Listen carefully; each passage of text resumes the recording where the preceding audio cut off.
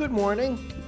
It's Martin Luther King Day, the celebration of the birth of one of America's greatest Americans. And that also means it is Monday, January 20th, 2020. Welcome to Mornings with Bob Marrone. I am Bob Marrone. This is Radio Westchester, your radio station at the train station. Of course, our top story today is that it is Martin Luther King Day. A lot of people are off celebrating the birth of this great man. It is 21 degrees. It's cold. It feels even colder. Mostly sunny skies today, but all we're going to do is maybe get up to about 29 or so. We might kiss 30, but that'll be it. We'll be back with the weather in just a moment. But some of the headlines we're following for you this morning. This headline we just had to do. The New York Times endorsed two people for president, both of the last women candidates. Let me pronounce the name right here before I get myself in trouble. Klobuchar and Warren, believe it or not. Really helps their credibility, eh? After cashing in on quarterback gambles, the Niners and Chiefs are going to the Super Bowl. And a lot of crashes over the weekend with that quick storm. It came and it went in a day and a half, but it left in its wake one crash victim's fighting for life.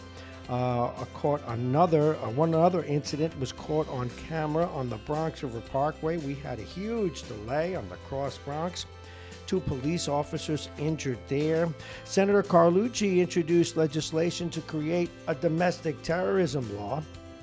And a woman who graduated from Somers High School is found dead in California. Those are just some of the stories on this busy news day. Of course, impeachment begins. The Republicans and the Senate are sort of changing their tune, pretty much now saying, yeah, it happened, but it's not an impeachable offense. The asking of a foreign government to intervene in a local election. And the Rangers lost. But first, we need to get to the weather. And the weather, of course, is brought to you exclusively by United Hebrew of New Rochelle, voted one of America's best rehabilitation and senior care campuses. And it's right here in New Rochelle. And let's get to it. 21, as we said. It's going to get up to 29 today. Some say, based on our weather assessments, it might get up to 31.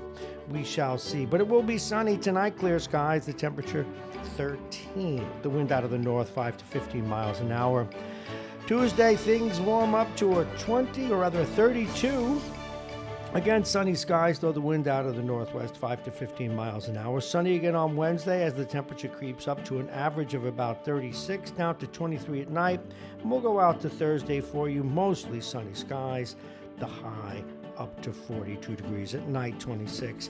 Let's not complain. This is winter weather. And the top of the hour this morning is brought to you by the United Hebrew of New Rochelle, a top-rated campus of senior care. Visit uhgc.com. Aging Issues Management and their partners, Aging Issues Radio, the law firm of Payne & Kahn, and Plug-in Virtual Reality. And don't forget, at 8 o'clock, we've got Dominic's Fine Cigars. They are the sponsors of Jake's Football Picks of the Week. Dominic's Fine Cigars, licensed retailer with a big selection, including Arturo Fuente, Padrones, and more. Dominic's Fine Cigars, located on Boston Post Road in Larchmont.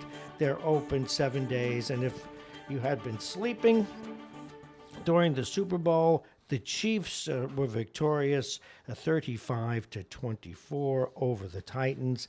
And perhaps the biggest surprise was the difference between the 49ers and the Packers, 37 to 20. But the interesting thing about that game, the ball wasn't thrown very much at all. And we'll get back to you with the Rangers and baseball and all the rest of the sports a little bit.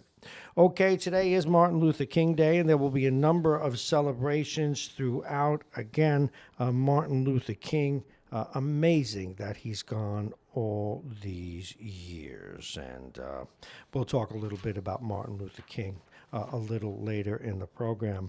The New York Times editorial board yesterday endorsed Senators Elizabeth Warren and Amy Klobuchar for the 2020 Democratic presidential nomination, a potential meaningful boost for the two female senators left in the race with less than a month before the Iowa caucuses. And the editorial said, quote, Ms. Klobuchar and Ms. Warren right now are the Democrats best equipped to lead the debate. May the best woman win. This was just odd, surprise to many people, and perhaps showing, and at least openly, what their preferences are for the country. And we'll get back to football again in a little while. Now, speaking of the impeachment, yesterday it came out as quite a shock that the Republicans are sort of changing their tack.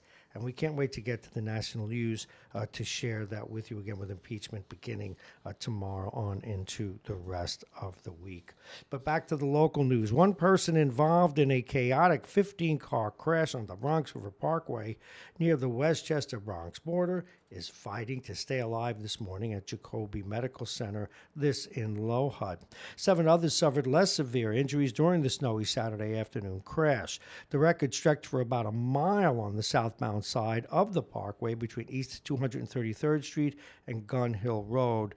The crash closed the southbound side for 2 hours and clogged traffic all the way into Yonkers. So hopefully it will work out for them. Meanwhile, a News 12 viewer, and this came out of News 12, was recording video of the aftermath of the cars crashing when another vehicle suddenly crashed into another. The viewer said the video was taken during Saturday night's storm. Mayor Bill de Blasio warned drivers during the storm to avoid the road north of Gun Hill Road. We heard that from everywhere, to avoid those roads.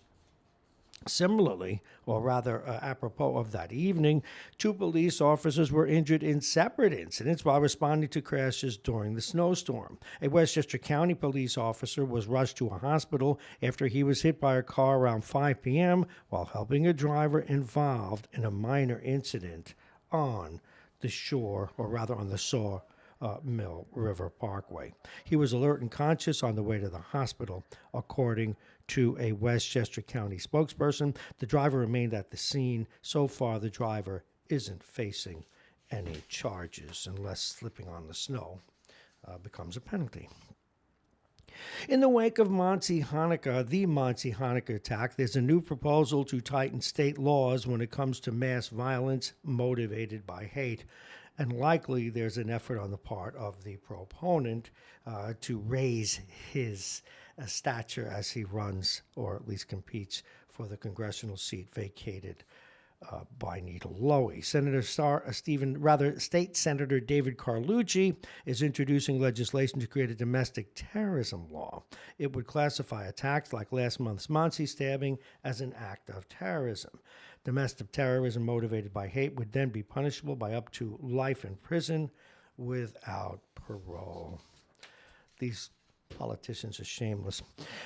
A woman who graduated from Somers High School was found dead after she went missing in California. This in News 12 today. Ashley Manning's body was found in the back of an abandoned U-Haul, according to the Anaheim Police Department. The 29-year-old's death is being handled as suspicious. Officials are waiting on toxicology results to determine how she died. An online obituary says Manning graduated from Somers High School in 2008 before moving to the West Coast. Her wake is Monday at a funeral home. That's today, of course, in Yorktown Heights. Well, we mentioned this story earlier as we move into some of the national stories. CNN announced today that President Donald Trump's legal team will go into his Senate trial on Tuesday, that's tomorrow, arguing that he should never have been impeached because his contact over Ukraine does not amount to a criminal offense.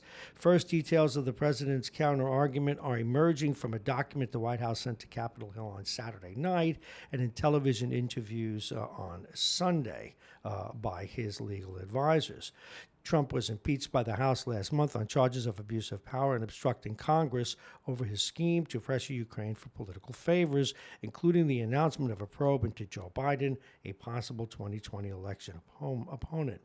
Harvard professor emeritus Alan Dershowitz, who has just joined the legal team, told CNN State of the Union that he would borrow arguments made by former Supreme Court Justice Benjamin Curtis during the impeachment of President Andrew Johnson, and essentially it says that abuse of power in this instance does not amount to enough to remove her from office, which is a bit of a back away from their previous position on the matter, which was that it was, well, a perfect phone call. At least they've given way on that. It is 6:33. Welcome to Radio Westchester. We have an interesting show for you today, but we cannot go any further without covering the sports. And of course, yesterday, for those of you who like to wager on the Super Bowl or who care about who comes up on the Super Bowl, you now know who the winners and losers are. Of course, the Chiefs destroyed the 49ers yesterday. Well, I wouldn't say destroyed, 35-24.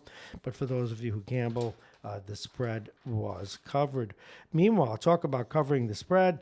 The 49ers defeated the Packers 37-20. As one outlet put it, a little more than 2 years ago, a pair of teams gambled on quarterbacks who had all kinds of potential but were far from sure things. Both teams guessed right. The Kansas City Chiefs will meet the San Francisco 49ers in the Super Bowl on February 2nd in Miami. Again, on that Friday, we will do a remote from Dominic's Fine Cigars to promote the Super Bowl and have some fun with you. Odds makers open the line at Pick'em in the game featuring one franchise, the Niners, trying to win a record-tying 6 Lombardi trophies against another, the Chiefs, making their first appearance in the big game in 50 years. Those back in the years, by the way, when in my neighborhood you could not vote on, bookmakers wouldn't let you vote on or against Kansas City. We still wonder why. Their quarterbacks now, though, Patrick Mahomes, Kansas City, and Jimmy Garoppolo for San Francisco. Mahomes, whose gaudy college stats, his 5,000 passing yards led the country in 2016, were a byproduct of playing at pass-happy Texas Tech. He was generally viewed as no better than the second-best quarterback in the draft that wasn't considered strong. Chiefs coach Andy Reid disagreed. He gave up a first-round pick in the following year's draft to move up to select Mahomes. Now, in his third season, Mahomes is a Super Bowl quarterback. He has 11 postseason touchdowns. Now, Garoppolo, a second-round pick by the Patriots in 2014, was considered the quarterback in waiting in New England despite a limited resume as Tom Brady's backup. But with the Patriots not ready to part ways with their franchise cornerstone and with Garoppolo's contract running out, the quarterback became expendable. San Francisco acquired him in the middle of 2017, and as you know, the rest is history. But again, the best part of this, folks, is that it's going to be a pick'em affair for the playoffs. Meanwhile, moving forward with some sports, and when we come back, we'll talk local and national news, and we'll also discuss the baseball scandal with you. Last night, if the Rangers were going to turn their season around, something needed to change, and it kind of did, but they quite didn't get it done last night. Vince Mercogliano writes this in Lohud today. The win-one, lose-one tendency they displayed during the first half of the season was emblematic of a team that couldn't find its way. And they decided to simplify their game approach, or simplify it. The coach Quinn said that's been a conscious decision by our staff. We're spending much more time talking about us and the things that we need to do. At any rate, they played a defensive game last night. They played carefully. They had a shutout going for 2 periods. They were up a goal, and they gave up 2 in the third period, 1 with 26.5 seconds left, to lose to the Columbus Blue Jackets, the former home of their best player, Arturi Panarin, and their ex-coach, John Tortorella, who has that team way overachieving. They lost their 4 best players to free agency in this past year, only to be in the true hunt for a playoff position. When we come back, a lot more about the Rangers, the football, and of course the scandal in baseball, and then we'll share with you the some of the local and regional news. Right now, though, we need to get back to the weather. And the weather, of course, is brought to you exclusively by United Hebrew of New Rochelle, voted one of America's best rehabilitation and senior care campuses. and it's right here in New Rochelle. Visit uhgc.com. And it's cold out. It's 21 degrees. It might reach 31 today, but they're saying it'll average out at about 29. It'll be sunny all day, so enjoy that. Tonight, still clear skies. The temperature will be 13 degrees. The wind out of the north at 5 to 15 miles an hour. And on Tuesday, mostly sunny skies. The temperature 32. The wind will be out of the northwest 5 to 15. Wednesday, mostly sunny skies again. The high will be 36. The overnight low will be 23 degrees. And Thursday, mostly sunny skies. The high will be 42. The overnight low will be 26. The bottom of the hour is brought to you also by United Hebrew of New Rochelle, a top-rated campus of senior care. Visit uhgc.com. Aging Issues Management and their partners, Aging Issues Radio, the law firm of Payne and Kahn, Plug in Virtual Reality, and Dominic's Fine Cigars. We can't wait for Jake to check in. I don't think he had a very good weekend. Jake is, of course, our soothsayer and seer who makes the football picks for us. Now, before we move on, and we're going to make sure we make this a solid minute, we are going to at least play some music for you. But Martin Luther King, and we all have our opinions on these things, and we all have those people that we regard as important in our lifetimes. But a man who, at least for me, was the greatest American of my lifetime, Martin Luther King. We celebrate his life today. And what we'll do is take 1 minute of silence for Martin Luther King, and it begins now.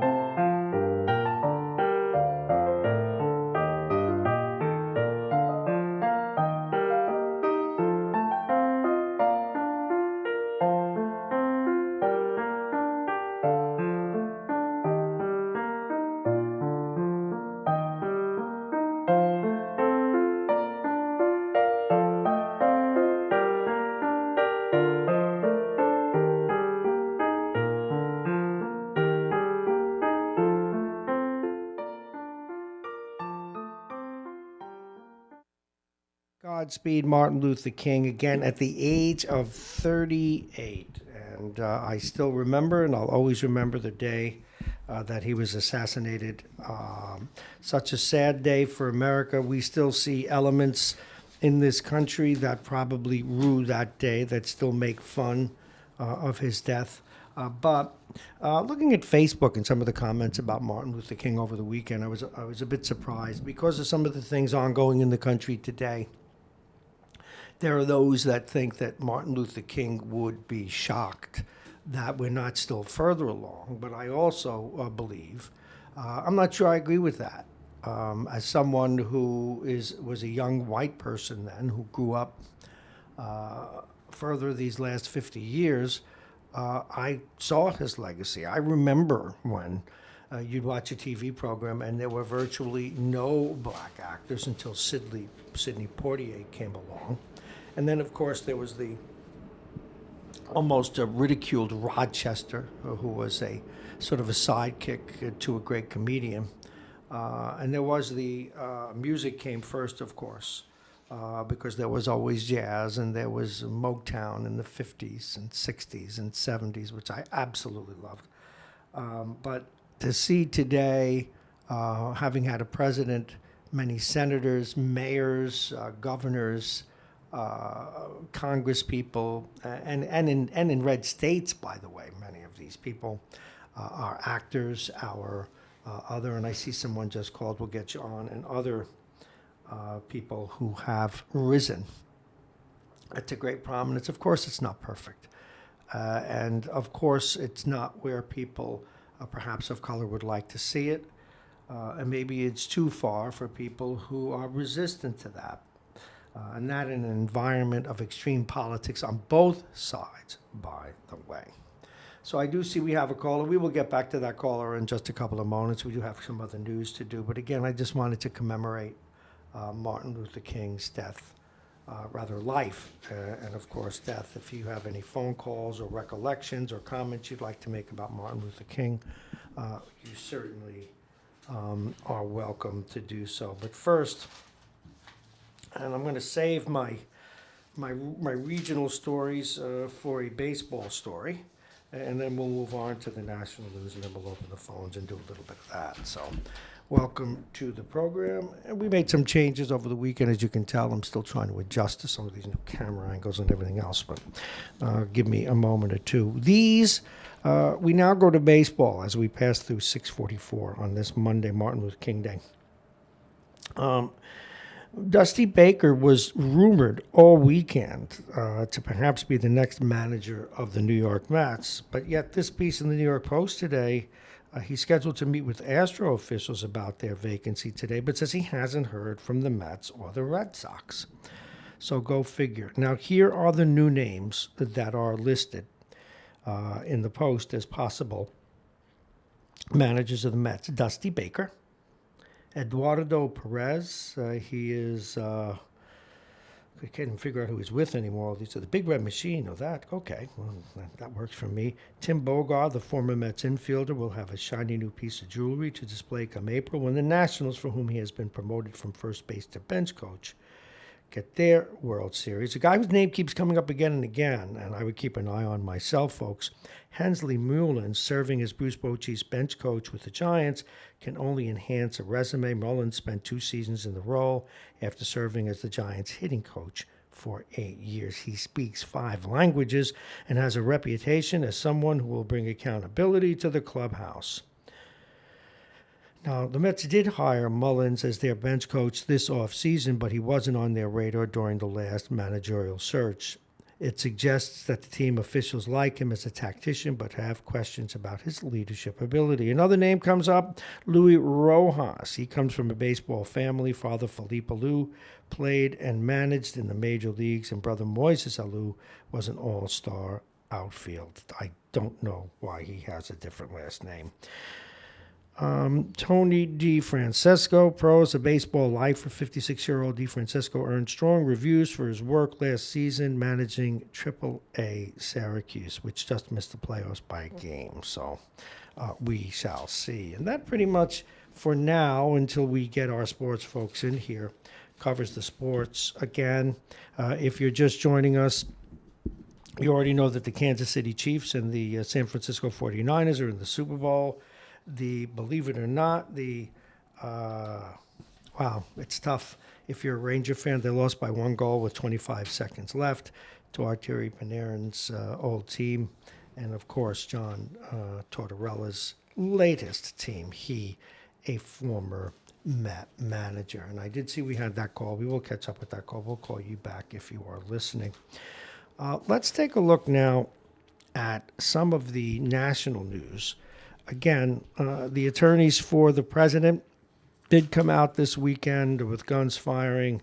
At first, there was this blistering memo that came out, let's overturn the 2016 vote, is what the Democrats want to do. That's what they said about it. Meanwhile, since then, particularly on the shows yesterday, The position is changing, and a lot of that is changing because Mr. Pernes, one of Giuliani's associates who was indicted, has already released some emails and some tapes showing conversations, and likely, if they do decide to have witnesses, those witnesses will no doubt collaborate or confirm that there is direct evidence that the president wanted this favor. And the position of Dershowitz and that panel is that, assuming that he did at this point, because that evidence hasn't been stated yet, assuming that he did, it still doesn't rise to the level of a high crime and misdemeanor. So we shall see. Meanwhile, sit down and shut up and keep the phone in the closet. Detention for high schoolers? Nope. It's the rules of impeachment trial for U.S. senators. Lawmakers who normally relish bloviating on the Senate floor will be forced to remain silent throughout every session of the impeachment trial when it begins on Tuesday, and will be required to attend 6 days a week, including Saturdays. Marco Rubio, or Little Marco, as the president liked to refer to him as, says, "That's going to suck. I guarantee you it's going to be hard, but I think we'll survive. I'm thinking about blinking to someone in the audience to transmit my messages out because I want to make sure that I'm communicating live." So said Senator Rand Paul. Don't tell anyone. Anyway. Those instructions coming from the majority leader himself, Mitch McConnell. There are some who think that Pelosi blew it by making a delay. The Daily News editorial feels that what she did was an appropriate strategy because it gave time for witnesses to come forward. It gave time for Bolton to come forward and say that he would testify. And now, of course, Giuliani's associates coming forward to confirm some of the facts and releasing documents. Whether or not they'll make it actually into the impeachment trial at this point is anyone's guess. It is 6:50. Now, a surprise came out. If you remember, during, somewhat prior, and then after the Mueller report was released, no one could figure out, and that's probably a good thing, but you be the judge, who former Deputy Attorney General Rod Rosenstein was supporting. Was he backing up former FBI Director Comey? Was he working on the president's behalf? No one is really sure, but this we now know of the facts, and it has to do with those two FBI agents who clearly were pro-Clinton and anti-Trump. Former Deputy Attorney General Rod Rosenstein has fessed up to leaking, this is a story yesterday, has fessed up to leaking explosive text messages of FBI employees Peter Strzok and Lisa Page to the press. The messages exchanged in 2016, while both were involved in sensitive political probes, revealed their antipathy to then-candidate Donald Trump and loyalty to Clinton. Rosenstein's admission came in a Friday night court filing by the Department of Justice, which is seeking to dismiss Strzok's lawsuit challenging his June 2016 firing. The former agent's case seeks damages for invasion of privacy, arguing that the text messages were disclosed due to political pressure from the White House. Meanwhile, Rosenstein, who left the DOJ last year, says he made the text public to protect Page and Strzok because Congress was about to hear about the message anyway. Take your pick. No one will forget, at least I won't, not in my lifetime, former Deputy Attorney General Rod Rosenstein looking like a totem pole during the Mueller speech.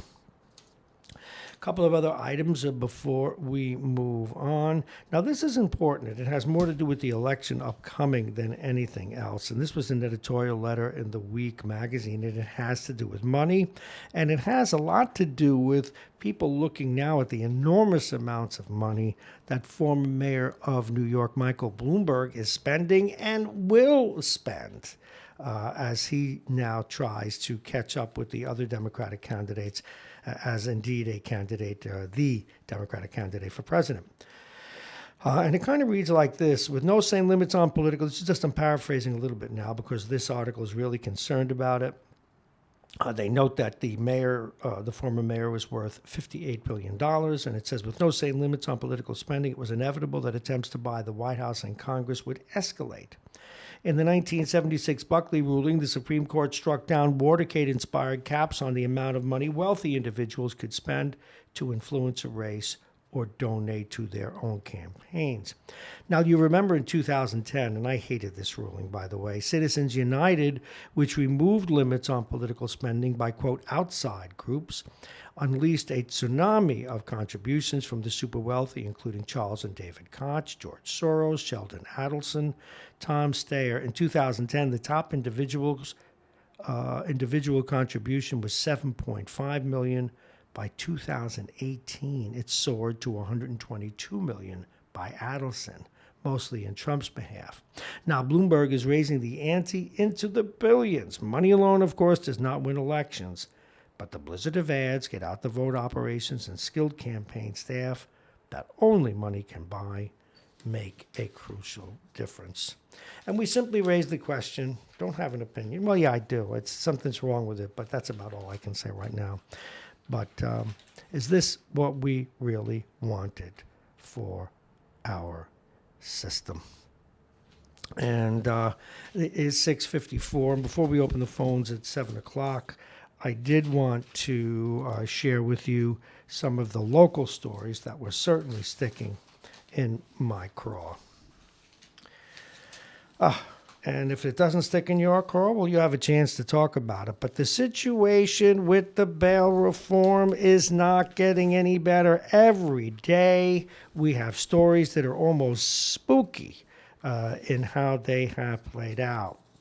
Here's another one. Ex-con Anthony Manson, who earned his nickname by allegedly using brick in smash and grabs, has been busted three times in a recent string of burglaries across Brooklyn and Manhattan, and released each time. The New York Post learned this.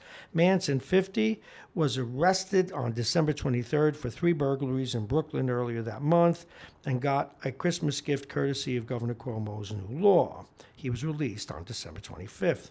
He's suspected of committing 2 burglaries in Brooklyn that same day. He was busted again on the 3rd for 2 more break-ins committed January 2nd and January 3rd. Cops also suspect him of 8 other burglaries in Brooklyn. At Manson's January 4 arraignment, prosecutors even cited his 23rd arrest and seeking to have him held on $15,000 bail. But if you're guessing, you probably already know the answer. He was freed. And we have another one. An accused 6-time bank robber who became the face of all that's wrong with New York. He also is out on the street. Jared Woodbury turned himself in, though, at the Manhattan Criminal Court building around 4 p.m. this past Friday, 18 days after his alleged spree began. And he turned himself in. He said, "I'm Woodbury. I'm the one that's been robbing banks." Meanwhile, one piece here, this is just amazing. The state's new bail law is emptying out the city's jails and putting unrepentant inmates back on the streets, but officials appear loath to roll back any of the reforms. Department of Corrections statistics show there were a total of 5,500 plus people in the city jails Thursday, a 19% drop. That's around the time the city judges began releasing defendants. Now, again, a lot of people, even some conservative, we have one conservative defense lawyer who realizes you can't hold people for these crimes that are not dangerous or big felonies. But obviously the law is backfiring in that it gives the cops no discretions. Now, apropos of this is the Attorney General. And boy, oh boy, we talked about this on Friday, but we're not going to let it go. And this was an editorial in the Post that we agreed with. On Monday, Letitia James said she's probing the NYPD's fair evasion policing for racial bias. Well, she should always look at that. I said that, by the way. It's a disgraceful pander, though, says this piece in the Post. If New Yorkers have been targeted because of color of their skin, we will not hesitate to take legal action, she tweeted. From October 2007 to June 2019, she noted minorities got 70% of the fair evasion summonses and accounted for 90% of arrests, though they're only 52% of the wider population. But this tells you nothing unless you determine what percentage of the fare beaters they are. James should have determined that before announcing any wider investigation. And this does not help, folks, at least in my humble view. This does not help the tone in the country, and particularly the tone and how we deal with violence in our schools. And let us move on to one of my favorite topics before we get to 7 o'clock and open up the telephones. Chancellor Richard Carranza on Thursday night fled rather than face parents' fury over growing disciplinary and safety problems at city schools. This is the kind of problems that the far left wants to, well, they don't want to see them created, but they don't realize their policy will likely create it here in New Rochelle as well. At a packed Community Education Council meeting in Queens, Carranza took direct fire from two parents whose kids were victims of separate physical and sexual assaults at MS 158 Marie Curie in Bayside. Once a highly regarded school, MS 158 has seen a string of ugly incidents in recent months, including a vicious caught-on-video lunchroom fight last week and a classroom sexual assault last month. Video of the fight shows a relentless assault by one female student on a classmate who plainly does not want to fight, with the aggressor repeatedly escaping adults' lame efforts to restrain her. At the CEC meeting, the victim's mother was told Carranza and school officials that the violent assault left her daughter too afraid to return to school. And she says nobody's giving answers, but the chancellor gave none either. The sexual assault case saw a 13-year-old boy arrested and charged with misdemeanor forcible touching. Carranza also ignored questions from that victim's father. At the meeting, a teacher cited the new discipline code for lowering morale and leaving teachers unable to effectively manage classrooms. Even the head of the usually dead quiet principals union, Mark Cannizzaro, recently sounded the alarm. He wrote Carranza as well and said, quote, "In many schools, misconduct is on the rise." Well, no surprise any of that. We're going to take a quick break, and we'll be back. We open the telephones, and we'll open it up to one of the callers that's been trying to get in. But first, a quick break.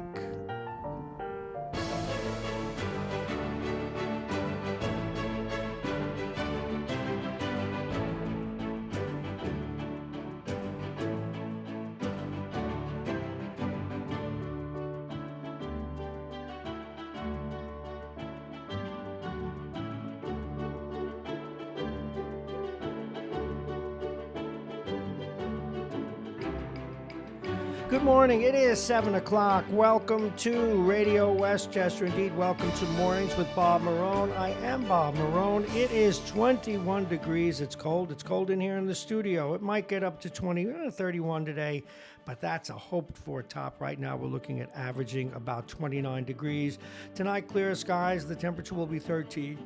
The wind will be out of the north, 5 to 10 miles an hour. Now, tomorrow, more sunny skies, but still more chill. The temperature 32. On Wednesday, mostly sunny skies, a high of 36, the overnight low 23. And on into Thursday, mostly sunny again, a high of 42. But at night, it gets back down to 26. Don't be upset. It's winter time.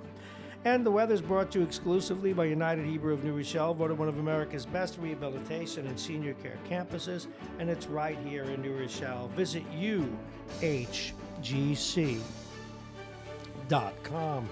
Our top stories today, as you know, well, we started out kind of with football and some other things, but the big story really today is that many people are off. It is Martin Luther King's birthday. One of the great Americans, certainly of my lifetime. I'd like to think yours too.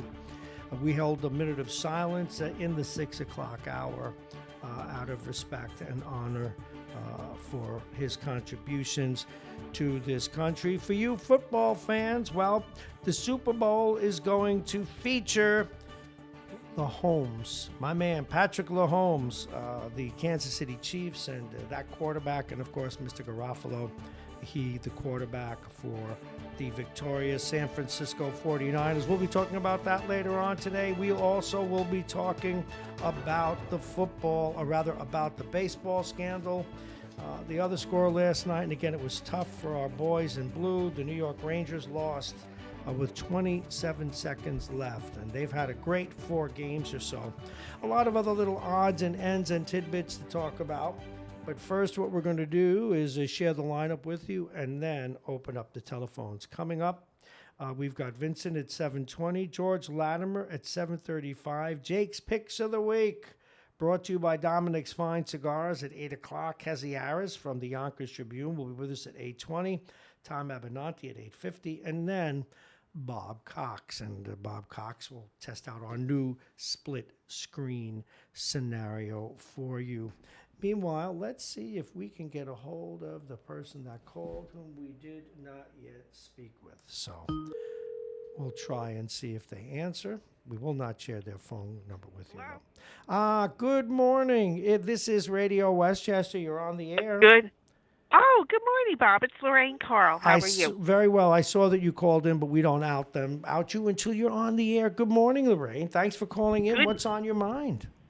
I just wanted to tell you about Friday's meeting. Please. That the League of Women Voters held. Mm-hmm. It was a nice group of people, all ages, all coming with questions. We were introduced to the members of council who were there. Uh-huh. And everyone made a little statement. And then we got into the nitty-gritty of development, what it means with the schools, about people can't park who live in the downtown area now. So, let's see, Ivar, Al, the young woman from Jared's district, Mm-hmm. and Martha, all, talked very eloquently about it and, listened to the concerns. But the two North End reps said nothing. Absolutely nada. Which two? Oh, you mean the two who are already on mute? Yes. Oh, okay. Yes, they were on mute as well. And it was interesting because I'm even wondering if they know Liz must know what's going on. But Sarah, I don't know. It's really strange. I don't know when she's going to get up to speed. I know it was only her first city council meeting. You know what? Wouldn't it be fun if I had like a pretend guest? Because now we have the camera. We'll be looking at the guests now when they come in, and Yes. we'll be using that later. So we could put like a puppet here, like some sort of a mannequin, and then the mannequin. We should do that. Yeah, we really should maybe shame them into coming out to play. Oh, excuse me. Liz bragged because of her financial background. She was very proud that our taxes won't go up, Well, that's but good. I didn't have to ask her if they put any more fees, so to skirt around that. It was just very interesting. I hope they do it again. It was 9 to 11 in the morning. I know everyone can't attend at that point. And also, I hope they do it with the Board of Ed, because there was a woman that came from the Columbus district who, really challenged. I mean, it's been going on the blogs, and Bob Cox reported on it, about diversity and how Columbus is totally, if not all, Spanish children. So this was interesting. Well, it sounds like though, even though some didn't speak, it sounds like it was a good start to the new council speaking up. Yes. To speaking to them and getting answers and a discussion.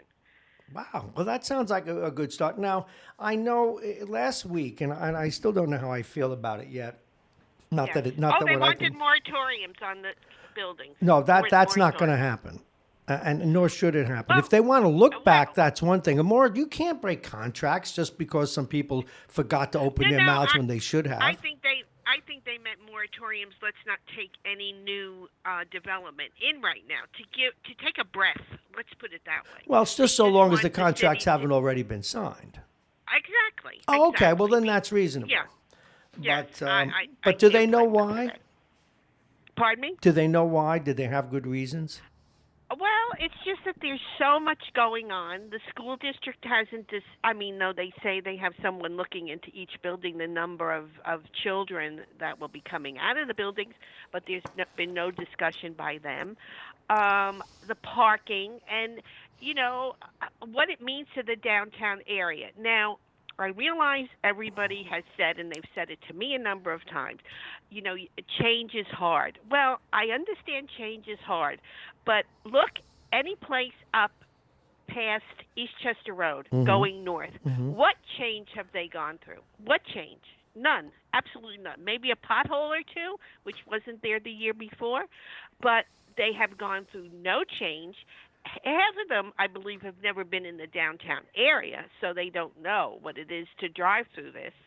And I really think they have to engage the people that are actually living within this mess. And there are people living within this mess.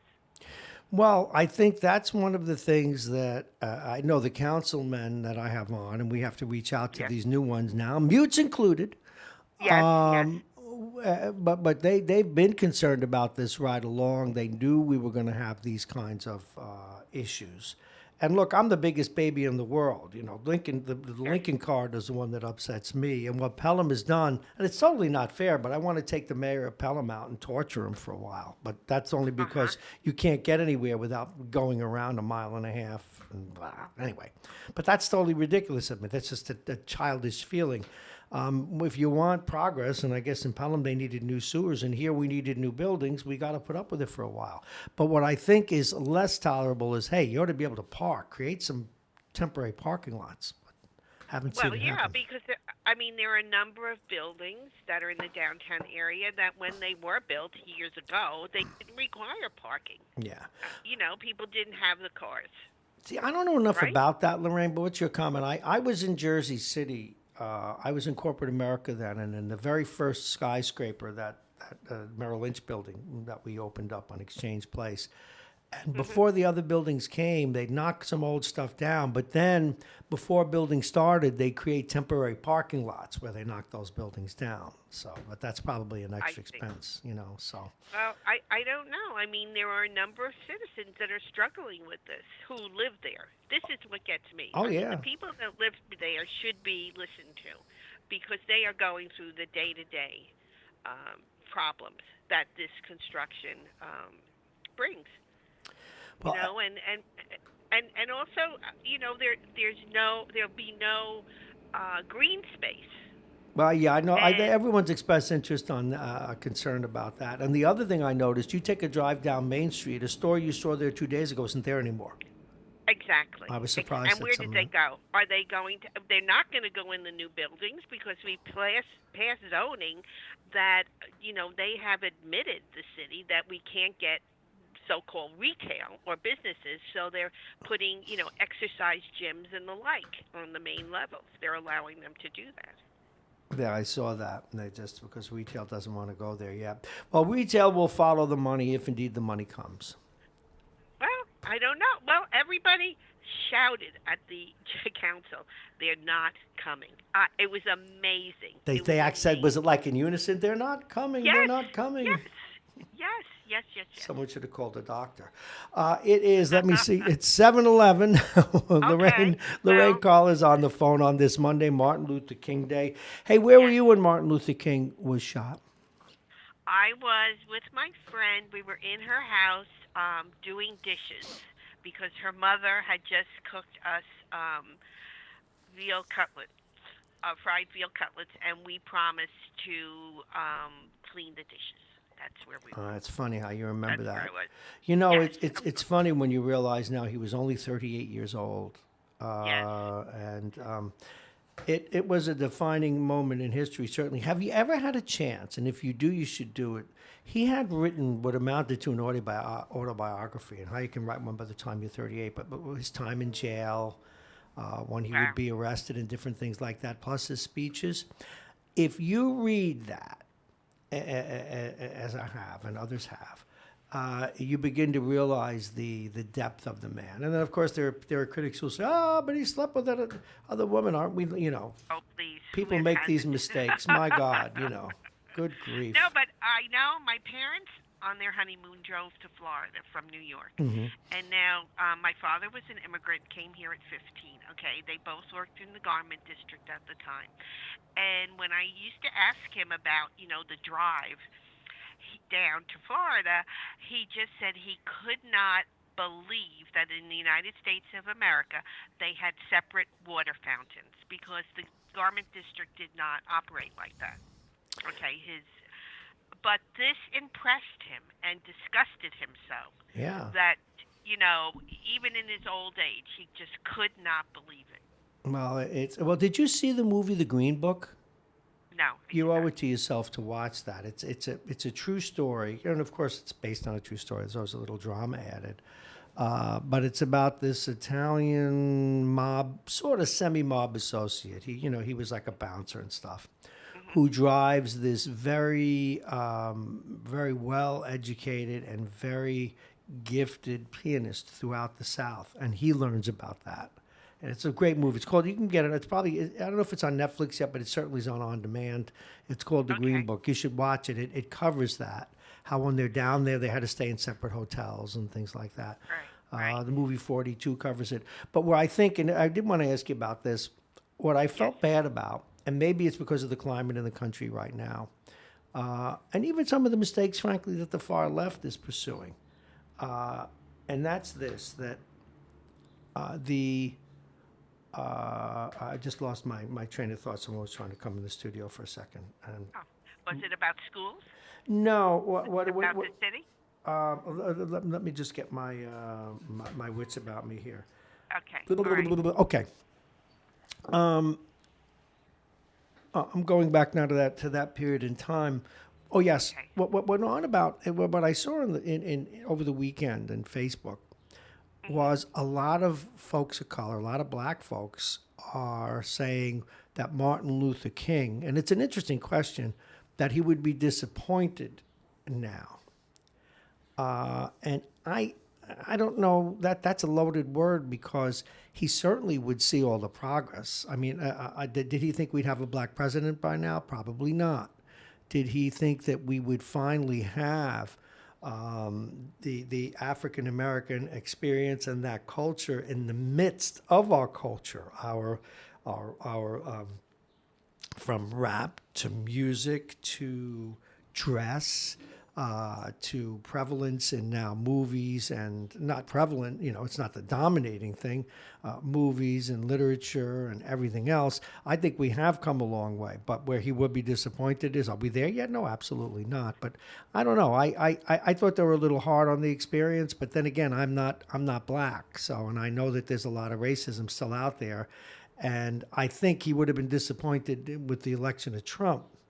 But I also think he would have had enough insight to realize the excesses of the left as well. So I don't know. What do you think? Well, I think from what I see, of course there is a lot of racism. I really think it's in New Rochelle, really, and to hide about behind just saying diversity is really an injustice. I'm sure there's areas in New Rochelle that if a black person moves in there, the whole neighborhood's going to go berserko. I mean, Bizarre. that's just what I feel. I really do. Um, Diversity and our schools. Some schools were forcefully balanced to show that there was diversity, where others, as Bob Cox, I don't know if you're going to have him on today, Yes, he is. has He's on at 9. reported about Isaac. A lot of that was done on purpose. They allowed children, though it might have been a small group, as Bob has told me a number of times, that were allowed to go to Webster. Mostly of them were whites. And then they did not have to come back to Isaac, to their home school. So what are we doing by doing that? I don't know. I don't think that's continued anymore. Um, Jefferson had the Italian program where no one was going for a while, and then they promised people, if you join the Italian program, you can go to Albert Leonard, and then they had waiting room only. So we haven't addressed that. We have not addressed that, and that is sad to me. Very, very sad. That's backwards. That has really hurt us Well, terribly, I let's think. see. Let's see where we go. Anything else going back to that meeting on Friday? Were there any other insights that you picked up as a result? Um, well, it was very interesting. Al believes, and he can correct me if I'm wrong, that there should be a person attending the board of ed meetings from the council and vice versa. But I was just thinking of this. It's kind of impossible because meetings are on the same night. So somebody has to give in and take a different night in order to do that. I think it's important. Um, the one thing Send the Sarah mutes. said was, Nobody will be there anyway. but one thing Sarah said, she believes that on these boards, people with children should be on the board Wait a because minute, May. they're She said thinking. something? Well, this is in her introduction. Oh, okay. That because they're looking towards the future. To me, a lot of them are only looking to themselves and waiting for the moment when they can leave. So I think we really have to have a broader stroke across the board who can go into certain things. So I see. it was interesting. I liked it. I mean, I had taken the day off anyhow, so Okay. it was just 2 minutes out of my life, which was a great 2 minutes. Yeah, but I mean, your excuse me, life 2 also. hours. Yeah, but to give you due credit, your life is also being involved in these things. Are you off today? Yes, I am. Sure, Yes, and some we're of off. us are working. Lorraine, I thank know. you very much. Thank We're you. going to take a very quick break and then go to Thank you. our next guest. He is, of course, Vince Russo. We're going to pat tell. There he is. Headaches and him go together. We'll be with Vince in just a moment. Another quick look at the weather. It's 21 and it feels like it. Getting up to 31 today. Mostly sunny skies. The temperature will be 29. The wind will be out of the northwest, 15 to 25. Tonight, clear skies. Pardon me. The temperature will be 13. Boy, it's cold. Go ahead and cough on the air. Sounds like this Monsignor I used to work with. Tuesday, mostly sunny skies. The temperature will be 32. The wind will be out of the northwest at 5 to 15. Tomorrow, or rather, pardon me, no, I coughed. Wednesday, mostly sunny skies. The high will be 36. The overnight low 23. Thursday, still more sun. Don't you wish the sun was balmy rather than cold? But hey, this is great skating weather for those of you who like ice skating or hockey playing. Mostly sunny skies. The high will be 42, and that's too warm for ice skating. But nonetheless, the overnight low will be 26 degrees on Thursday. And the weather is brought to you exclusively by United Hebrew of New Rochelle, voted one of America's best rehabilitation and senior care campuses. And it's right here in New Rochelle. Visit uhgc.com. And we do get ready, pardon me, for our next guest, Vincent Russo. He is a man of many talents and political persuasions and ideas. A public official himself out of New Jersey, but one of our eclectic guests. Good morning, Vince. How are you? Good morning, Bob. It is always a pleasure, sir. Did you have any horses in the races known as the conference championships yesterday? No, I was rooting for the Titans, and they lost. And I was rooting for the 49ers, and they won. Oh, all right. I thought you were going to say you were rooting for Green Bay. Your wife was, right? My wife was rooting for Green Bay, but she also rooted for the Titanic, I understand, and was a big fan of the Christians versus the Lions back in the day. Do me a favor, tell her I said if she was an undertaker, nobody would die. All right. Martin Luther King. Well, go ahead. No.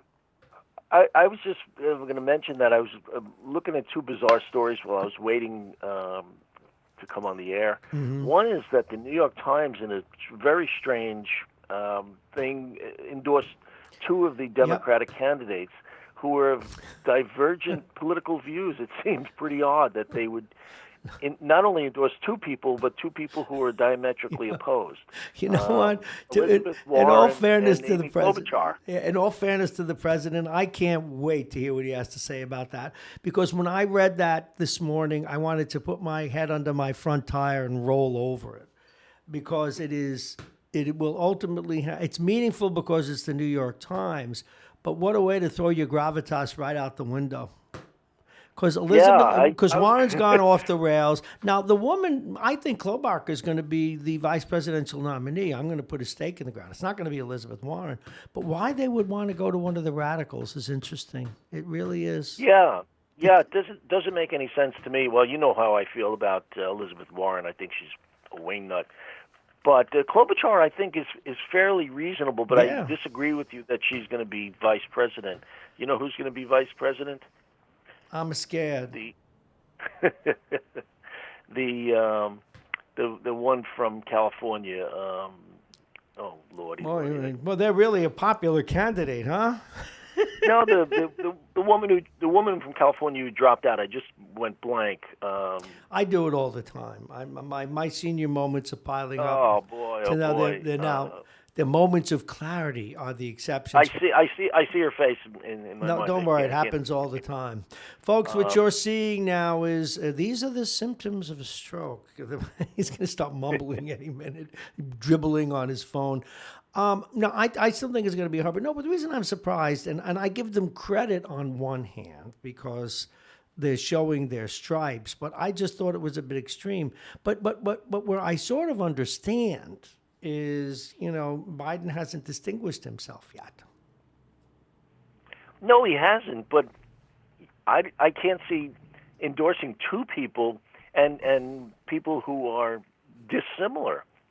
I could see if he said, "Well, we're going to endorse Warren and Sanders," that I could see, but I cannot see. Well, you know what's endorsing interesting? Warren and Klobuchar. And by the way, the Times. I don't know. I'm not sure if they're as relevant as they used to be. The reporting I think is really subpar these See, no, I days. disagree. I think the reporting is still good, but I think that editorially, I think that sometimes they go off the rails, and the same way the New York Post does. But if you look at an individual story, but see, I just think this takes away from their gravitas. I just think that, especially picking two people, and again, clearly because they were women. Because what it does is it reinforces something that the right is up or the left is upset about themselves, which is that you can't be biased unless you are in a protected class. You can't be biased against. Yeah. So, yeah. Well, of course, it came back to me now. I was thinking of Kamala Harris. I think she's going to be the no, vice she is president not. Not going to happen. Because she's black and she's a woman, it's going to fill a very big slot. Yeah, but she didn't distinguish herself. She Doesn't matter. No, It doesn't matter. Well, this is it's good. a matter of pulling in votes. Are you willing to put a wager on this, young man? Nothing much. Two slices of pizza and a Diet Coke, okay? That Diet Coke will get you all the time. The other story I was looking at was this: the representative Ilhan Omar is calling for open borders and the abolishing of ICE, which is the immigration and customs why does she want enforcement. open borders? Who's going to pay for these people? Well, this is I'm quoting from the story here. It says, according to her, the United States is obligated to take in anyone who wants to come in, even if they are criminals. Why is that? Did she say why? No, because she says that she's against, Trump's immigration policy, which is fine. You could be against that. But she's calling for open borders, amnesty, and the elimination of ICE. I mean, how bizarre can you be? And, the Dems then wonder why Trump got elected in the first place. Well, I was just going to say, get reelected. every day I do the news, and I do my research. And first of all, I need to take Excedrin because I bang my head against the wall doing it. Even the Times coming out with this Elizabeth. I could sort of see Elizabeth Warren if they did it a year ago because she seems sane and policy driven, wonky even.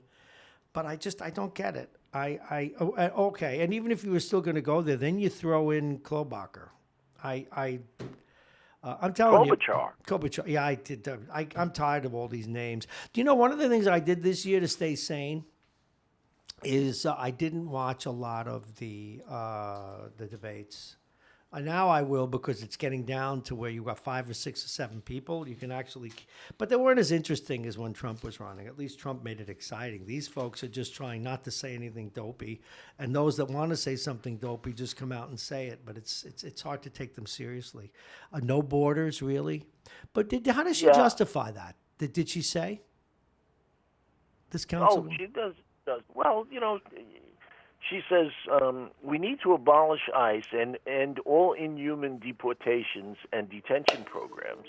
We need to fight back against the criminalization of immigrants and those crossing the border. We need to create a fair and accessible path to legal status and citizenship for all undocumented people in the United States. Well, why didn't she just No, say that she last just, thing? If she had well, she said the wants. last thing, I'd have bought it. Well, the last thing says basically just take a bulldozer, bulldoze all of the customs posts around the border. Just let anybody in who wants to come in. We can't do that. No country does Look, that. it's ridiculous. Now, should we allow immigrants in the country? Do I believe in the give us your huddled masses? Absolutely, but it needs to be done properly. Anyhow, all righty, let's move on. To, oh God, there's just so much going on. I did a number of stories today. Do you know one robber who was let go after 2 or 3 bank robberies with no bail actually turned himself in? And then this guy hates to see every time, and I argue with our political pundits because they say, nah, Bob, don't worry, it's not going to make a change. It's only here in New York. The people out west don't care. You don't think, and I'm asking you this, Vince, you live in Kentucky or wherever, and you see that New York has these weird ideas. That doesn't make them vote for Donald Trump. Of course it does. Of course it does. Of course, Of you know, course. and now we have this Carranza in New York, this openly racist chancellor who's now can't hit. Violence is stepping up in his schools. The graduation rate is troubled. Although the problem with the graduation rate under people like Carranza is they fake it if they don't make it. Yeah. So no. Well, what is the point of these crazy things? I mean, what I'm hearing is that more black people get arrested and for various crimes. So therefore, this is a whole thing against black people. I mean, if someone is whatever they are, if they commit a crime, they go to jail. We should hold them on bail. Look, if someone does something petty, I could understand it. You catch somebody smoking a joint. Yeah, and we all know a racist cop or two. It's not that big of a deal. Right. But if somebody's a burglar or someone's assaults somebody, and you just let them go, I mean, without bail, of course they're going to show up for their trial. I mean, how ridiculous is that? Well, it's agenda-driven politics. See, my fear is I think that, a guy like Hasty, there's nothing we can do to stop him from being elected because the nature of politics is such that if that's what the people in his district believe and he's given them what they want, but I think the reason why people like, at least myself, have to speak up is one of the criticisms I have had of the President Trump cronies is that, or conservatives, is that they haven't spoken up about things they know he's done that is wrong. They'll make excuses for him because that's what the politicians do today. And they're doing the same thing on the left. There are not enough people speaking up about these excesses. So we're going to sit back and watch our schools get ruined. And well, if you speak up about like this Omar woman that I just mentioned and this Ocasio-Cortez, you're immediately a racist. Yes, and that's my point. And every politician is just scared to death that someone is going to label them that, whether it's true or not. And so they don't speak against it. And people want to do. Look, the president wants to make a policy that if you criticize Israel, that makes you an anti-Semite. That's bullspit. Israel is a sovereign country that has a wonderful basis, but that does some very difficult things that need to be questioned. They have a far-right regime that has become authoritarianism and whose president has been indicted because he's a crook. Now, what I just said is not anti-Semitic, but there are those that would say it is. And that is the greatest death here in America is the death of free speech by the far left and the death of free speech on the right because they create fake narratives. I don't know what to do. We just have to hope that the center holds. I'm starting to work on a piece called Stasis, and it has to do with equilibrium. Just like the body needs to establish an equilibrium, politically we do. The extremes are killing us, Vince. Yeah, I know, but it's going to take a while for that to take effect. Yeah. You've got the reaction, I think, on the left to the Tea Party and all of that, which Well, has that's been their going own on tea for party. years. This is the coffee Yeah. party, or the toxic brew, whatever you want to make of it. I And so to bring things back to the center is going to take a lot, because now if a candidate is centrist, they don't get support, and if they're in office and they're centrist, they get primaried out. yeah.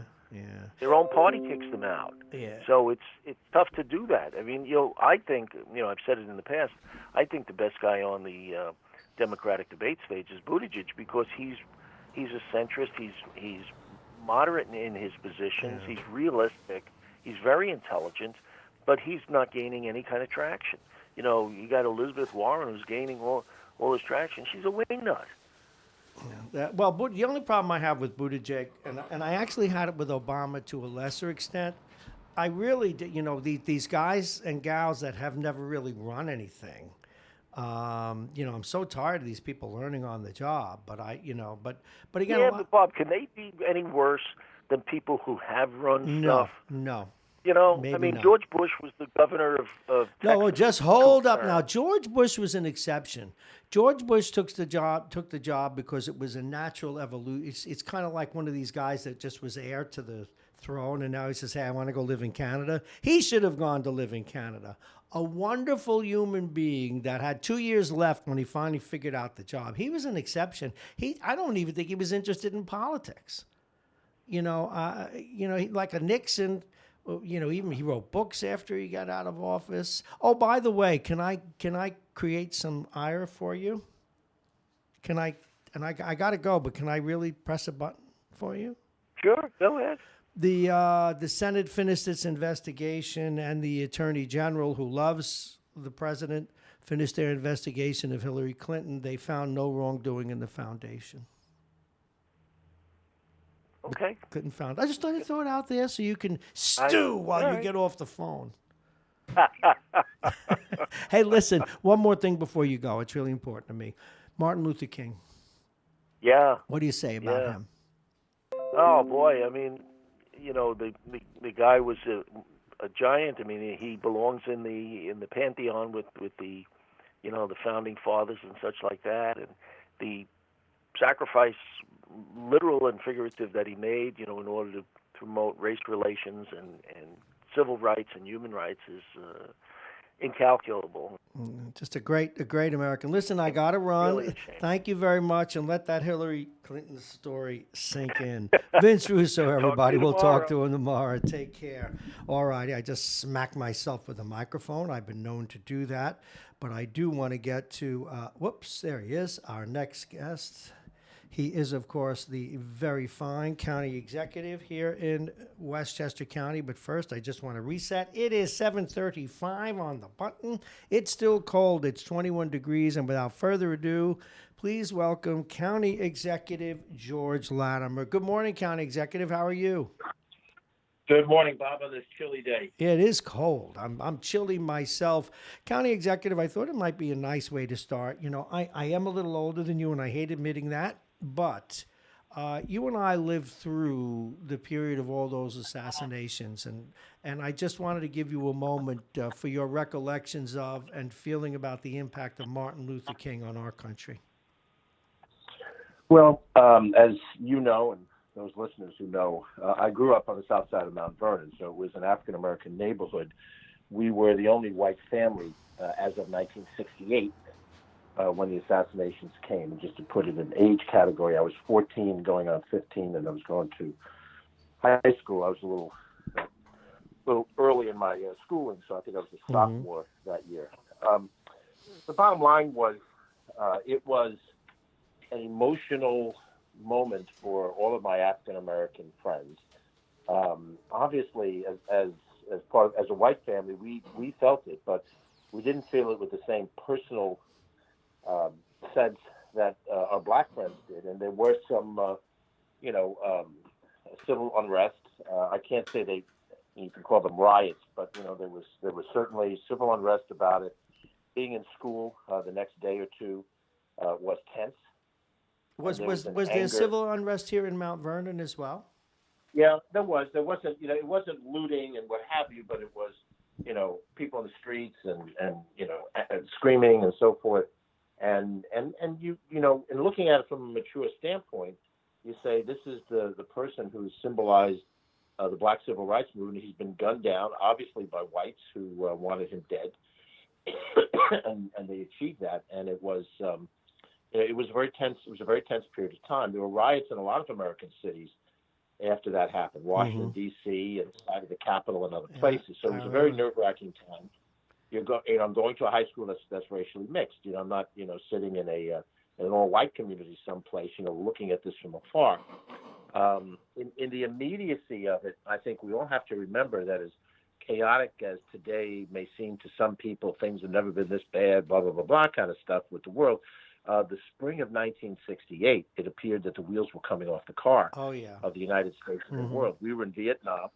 The Tet Offensive earlier in the year had made it seem like we were never going to win in Vietnam, so that was endless war. It looked like we were in the middle of endless war. And, of course, I'm 14, and a couple of years hence, I'd be signing up for the draft and probably would be going. There were takeovers of college campuses. Columbia, notably, had students take over the college dean's office.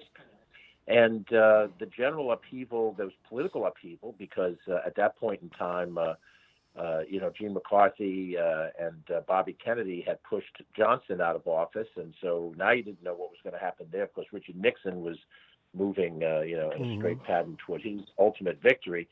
And then, not to trivialize the death of Martin Luther King, which really was the overarching loss, within 60 days, Bobby Kennedy was assassinated. And oh my God, what is happening to this world?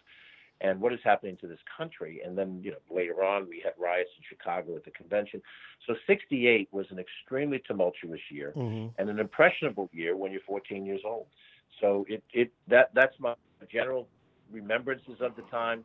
I think it has taken most people like myself who are white, it has taken us time to understand what the legacy of Martin Luther King is, and to understand that, while he spoke up on behalf of blacks, you read his readings, Letter from a Birmingham Jail. Yeah, I was talking about that earlier. And what do you have to say the night before he died, the I've been to the mountaintop speech?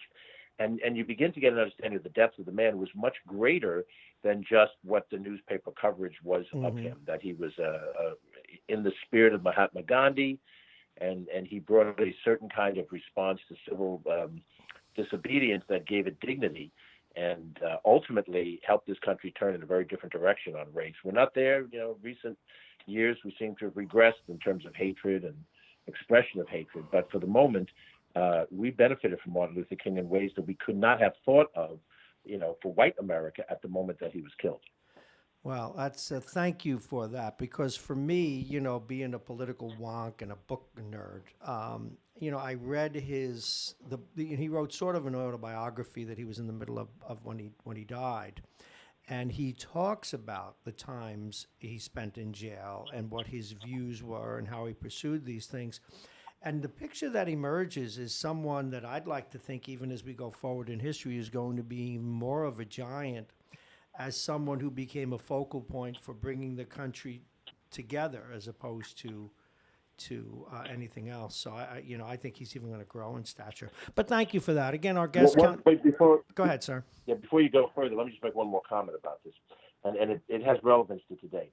There is a popularity of the moment which exists. Polling data says this, an election campaign says that. In their day, William McKinley and Warren Harding were among the most popular presidents of the moment when they were in office. People loved them, and they both died in office, so they had a certain aura of sacrifice about their lives. Over the course of time, it came out that McKinley, of course, was really not a major president. Turned out Teddy Roosevelt, who succeeded him, was, and that Warren Harding was just a failed president. But I say that because you cannot judge historical figures, based on how popular they are at the moment. You can't say, oh, well, this guy got reelected, or this guy has all these people. History will tell the story over time. History has made Martin Luther King a far more important figure than William McKinley or Warren Harding.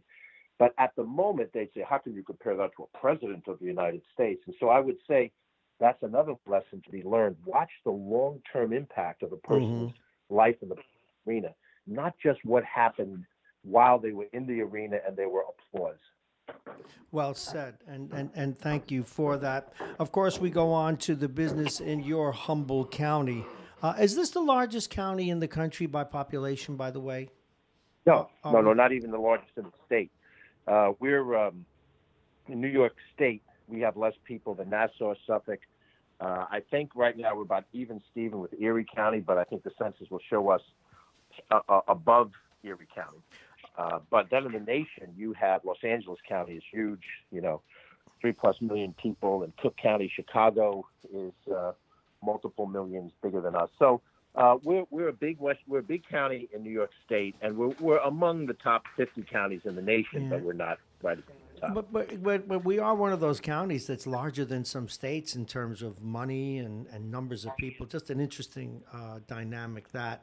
Okay, let's get into some of the other things. We obviously have the trial beginning shortly regarding the Playland. Anything new on that front? Would that gear us up, sir? No, not in the last week. There's some additional depositions. As that process completes, there was a filing by Standard asking for dismissal of the case. Summary judgment, it's called. We responded to that and indicated that no, there were issues to be tried. There was a summary judgment in favor of Standard would not be appropriate. So we responded to that a week ago. Those motions are sitting on the judge's desk. I would be deeply surprised if he has a summary judgment in favor of Standard. So the expectation is after that motion is heard and ruled on, then we'll go to trial. And we'll probably be in the courtroom, if not at the end of the month, and then in February. I don't know how long the trial will take. I'm not a lawyer, make an assessment. Arguably a month, you would think, and we'll see who gets called in to testify. I assume I'll be on the stand at some point, and so will others, and we'll see where it goes from there.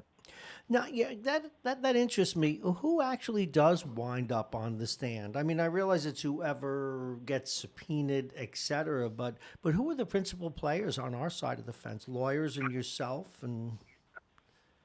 Well, look, I think, Standard is going to make a case that says that the county had it out for them, the new administration had it out for them, and therefore all of this, us terminating the contract was all political BS, and there was no merit based on it. To make that point, they'll bring me on the stand, and they'll cross-examine me, and they'll hit me with some hard questions. And, this is part of the job. I've gone through tough debates. The deposition was no picnic, and they're very talented lawyers on the other side who will try very hard to make a case before the judge that the deck was stacked against Standard.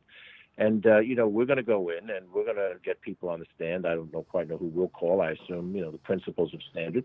And we're going to say that these guys did not make an honorable case at the time the contract was signed, and they didn't live up to the details of the contract as it went along. This is not a referendum on do you believe in a public-private partnership. This is on a specific deal that had specific requirements for both sides to honor, and did one side honor it or not.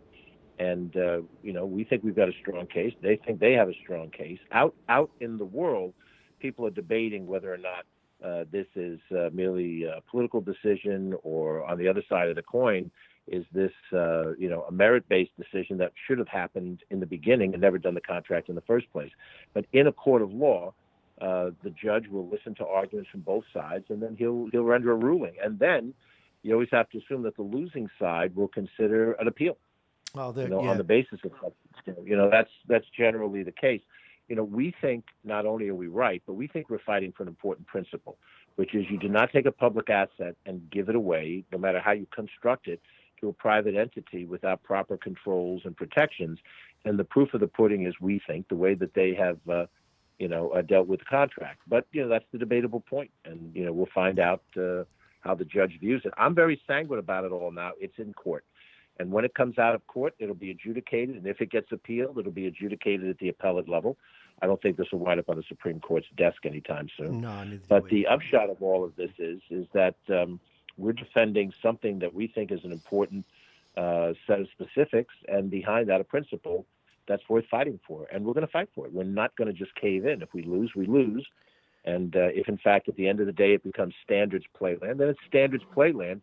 based on a court of law. We're not going to disobey a court, but we're not just going to sit down. I mean, people who listen to me for a long time, they kind of get a sense of who I am after all this time. I think so. I'm a pretty nice guy. I'm not looking for fights.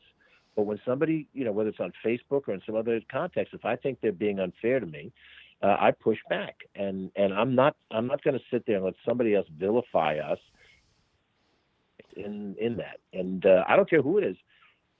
I've had people that I considered close friends who now are on the other side because they choose to misrepresent things a certain way, and I'm not going to allow that to stand. I'm going to at least push back. If I lose, I lose, but I'm not going to just accept it. I'm not going to roll over.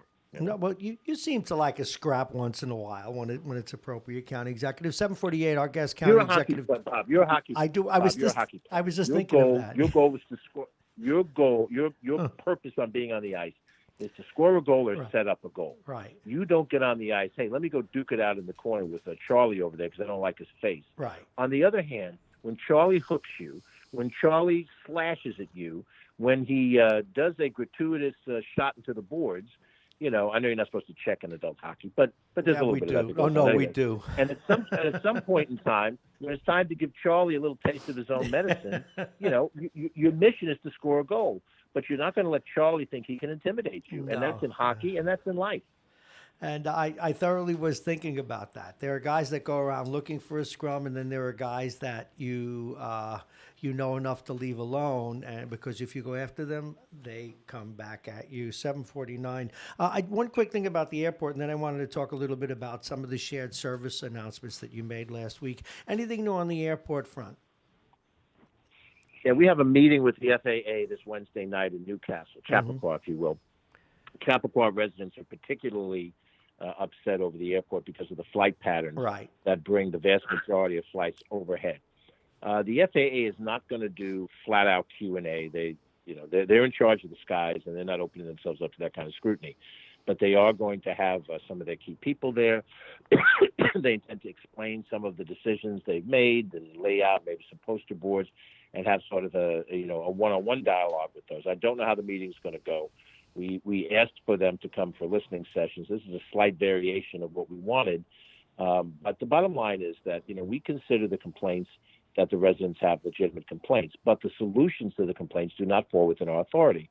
And it's like asking me to do something about what's going on at the Pentagon. I don't have any authority over that, and I don't have any authority over the skies. They're controlled by the FAA.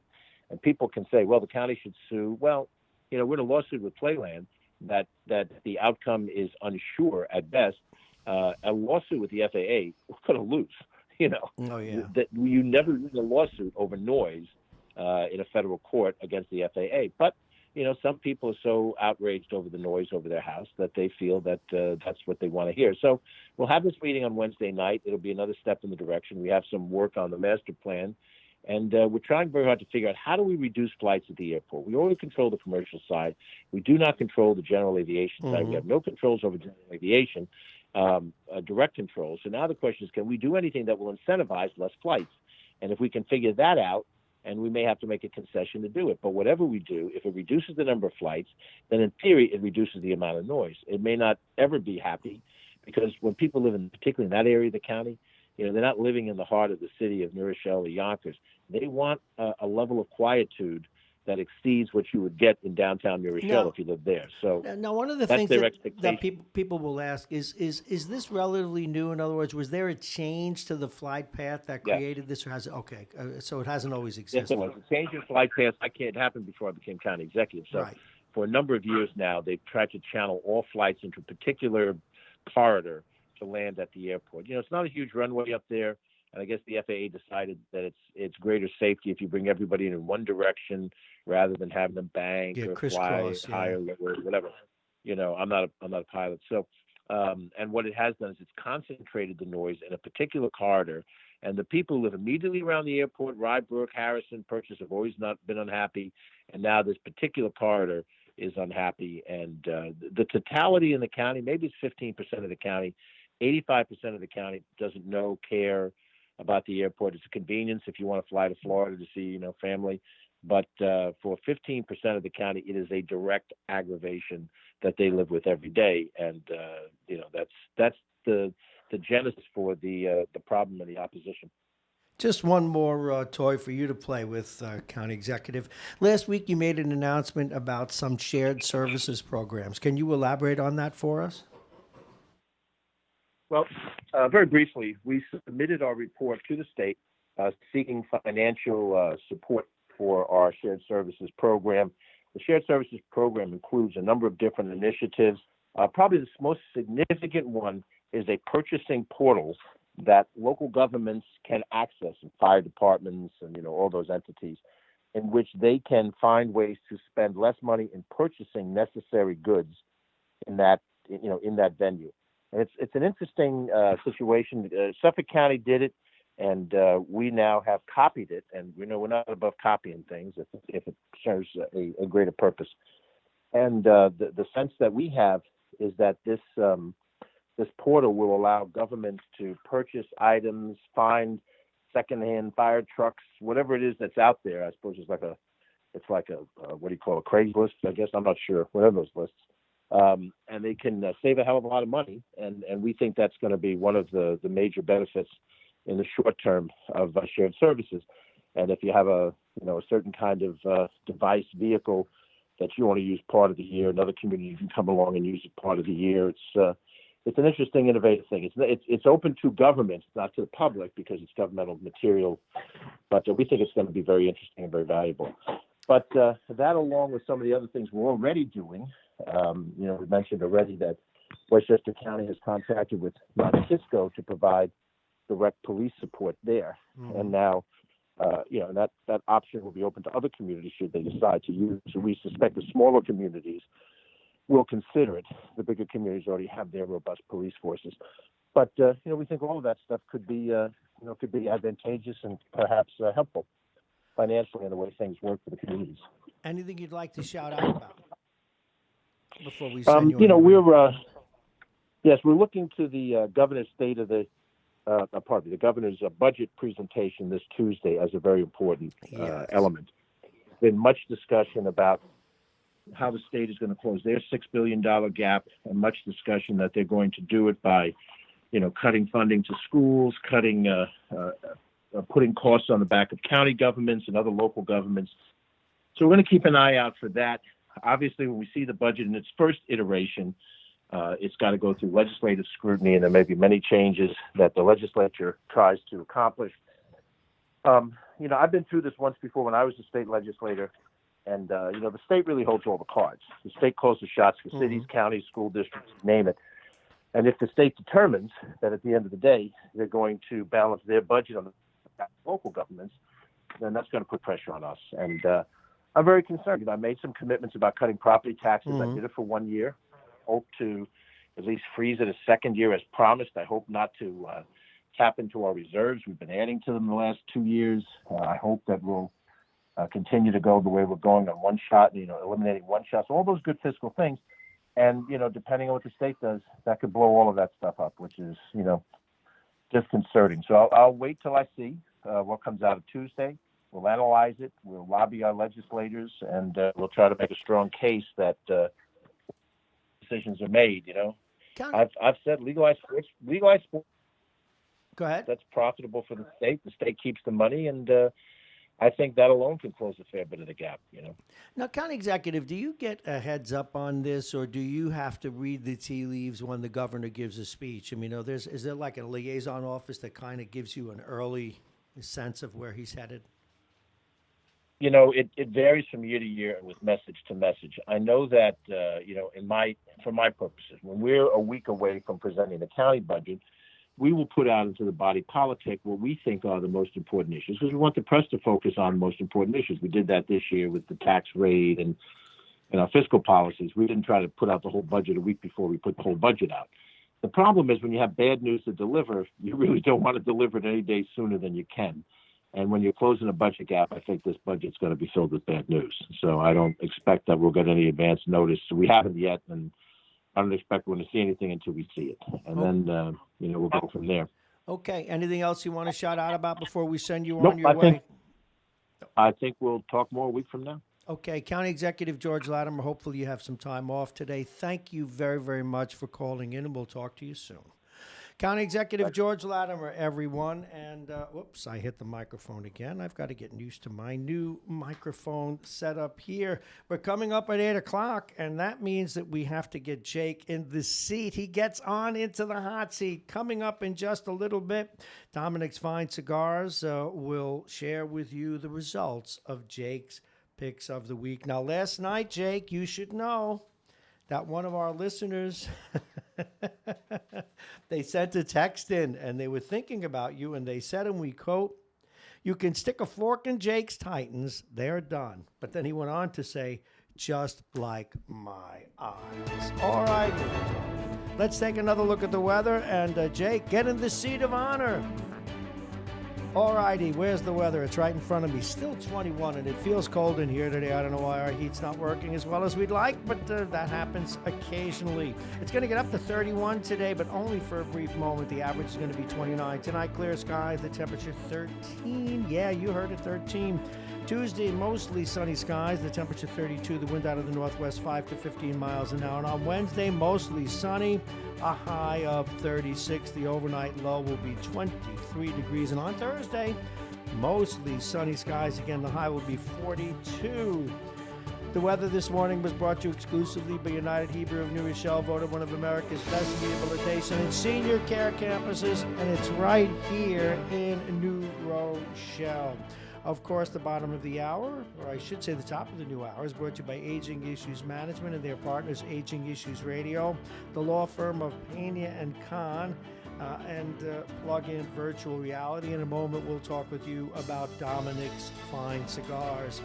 Now, the headlines today were filled with the fact that the impeachment's coming, but again, one of the major pieces of the headline has been the fact that we're talking here about football. Yep, football. Now that music, do you know what it means?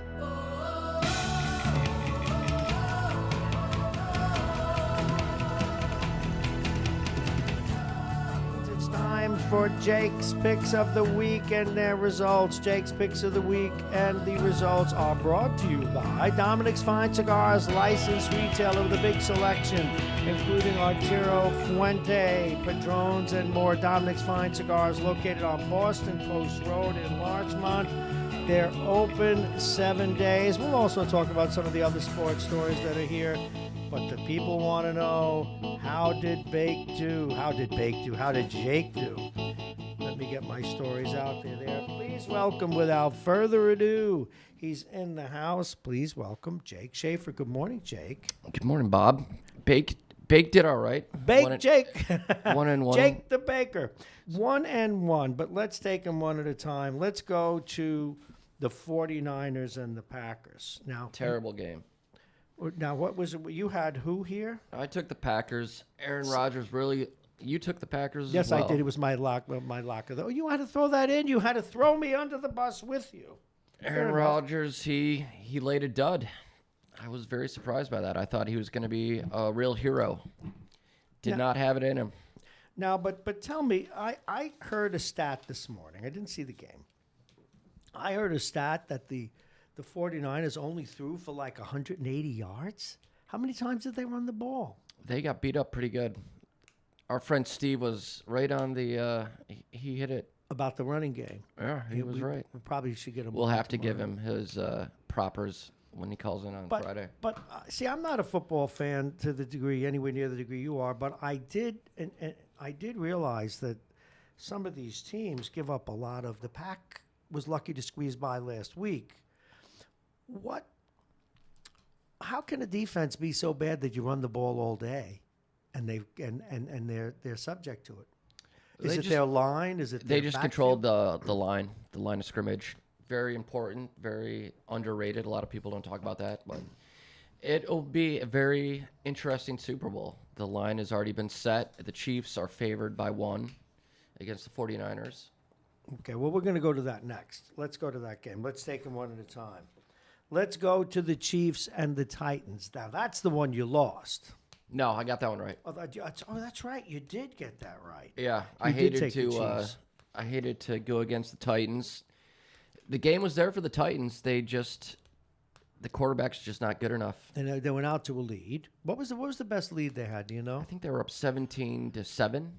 Okay, wow. And did Mahomes turn it on? But he also understand that he ran for a 30-yard touchdown. Was Mahomes it a is great. broken play? Was it a busted play Yeah. that he ran on? Mahomes, he was fantastic. Titans, I love their coach. They're a very gritty team. Their quarterback's just not good enough to do it. Okay, well, that The happens. game Hey, was there for them to take it. was it there for them to take it at that point? But do you put it on the defense in this case? The quarterback just wasn't good enough. He had plays he had to make. He couldn't do it. Couldn't. Okay. All right, let's talk about next week. So what we're going to see is the Chiefs versus the 49ers. Now, what do you think the spread's going to be? The Chiefs are favored by 1 right now. Do you agree with that? It sounds about right. It's a very, very close game to call. Are the 49ers that good? Their defense is pretty good. What about offensively? Tell me about them offensively. And this Tannehill is there? Garoppolo's the quarterback. rather. I'm not sold on him yet. He was the backup to Brady. Brady, Yeah. wasn't he, for a few years? Why aren't you sold on him yet? He did. Right now. I just see him as a game manager. He did nothing to win the game yesterday. Wasn't put in any position to have to win the game. All he did was hand the ball off. Exactly. Who were the backs that had such success? Mozart had a great. Last I saw, he had 4 touchdowns. I quit on the game after. I think it was 27. I can tell you seem upset this morning with all this. I was just excited about the games and just kind of 2 duds. What do you mean 2 duds? My boy Mahomes. See, He's- I'm betting the house on Mahomes next week. I think I'm with you on that one. The ranch, the house, the radio equipment, the new lights, the new connections, and everything else. All righty. So next week, do you have a pick yet? An early pick? I mean, we got 2 weeks to do this, but We have 2 weeks, but we have Chiefs. 2 weeks. But it's going to be the Chiefs. All right. Well, we'll be talking about that too. The official Jake's Picks of the Week's brought to you by Dominic's Fine Cigars, licensed retailer, with a big selection including Arturo Fuente, Padrones, and more. Dominic's Fine Cigars, located on Boston Post Road in Larchmont. They're open 7 days. Now, let's get to a couple of other issues. A lot has happened in baseball while you were concentrating on football. It did get confirmed, of course, the Mets did fire their manager. And now all of a sudden, there's just something wrong with their whole system. There were all these rumors that they were talking to Dusty Baker, and now Dusty Baker comes out and saying, I know nothing. What did you hear about that? Well, it'll be interesting. Well, the Mets have their new owner coming in after this season. Yeah, but they say he doesn't really have any power for 5 years. What do you know about that? I think he'll take complete. He'll have all the power starting in December, I think.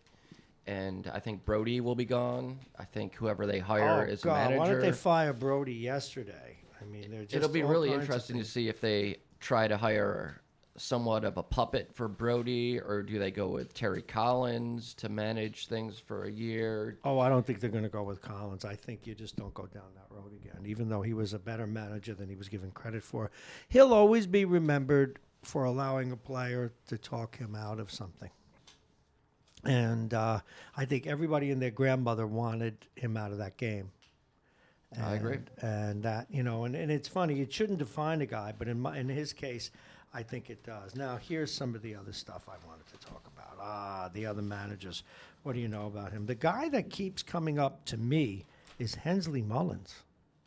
He was a finalist in the. He was one of the finalists for the job. Beltran got the job, but he was one of the finalists. Well, they made him a bench coach. Yeah. Right? He could well get the job, but a lot of people are now leaning towards Dusty Baker. I love Dusty Baker as a ball player and as a manager, but now they're saying because of the crisis, they should go back to one of these solid old timers. Why is that so necessary? If they believe in what they're doing, why not just Exactly. bring another new guy on? Does Brody want a puppet? Well, I've Does he always- want to make the lineups every day? Do you think he would? Do you think Buck Showalter would even acknowledge him if Brody? No, of course not. I don't think Dusty Baker will either. Exactly. But obviously they feel it'll give more credibility to the whole process. It seems that there are more things now being said, more ball players coming forward. We had an individual come out the other day regarding the Chicago White Sox during the period of the great St. Louis manager, whose name escapes me. But La Russa. oh, thank you. But this could just soil the sport very deeply for a lot longer time, because I think what I'm getting, and I wanted your reaction to this. I'm getting the sense that just about everybody's been cheating to some point or I saw another. a video and online. where do we draw the line? I saw a video online that showed a player from every single team, their jersey with some kind of weird looking apparatus or device underneath their jersey, either on the shoulder or the upper thigh. So everyone's cheating. They all have buzzers on their shoulder or their thighs. How could? Do you think a lot of other managers are nervous today? Oh my God, it's Pandora's box, right? Now, do you think that my man Altuve, who's my size, that's always fascinates me, all that power. Do you think that Altuve was wearing a buzzer? Well, what do you think?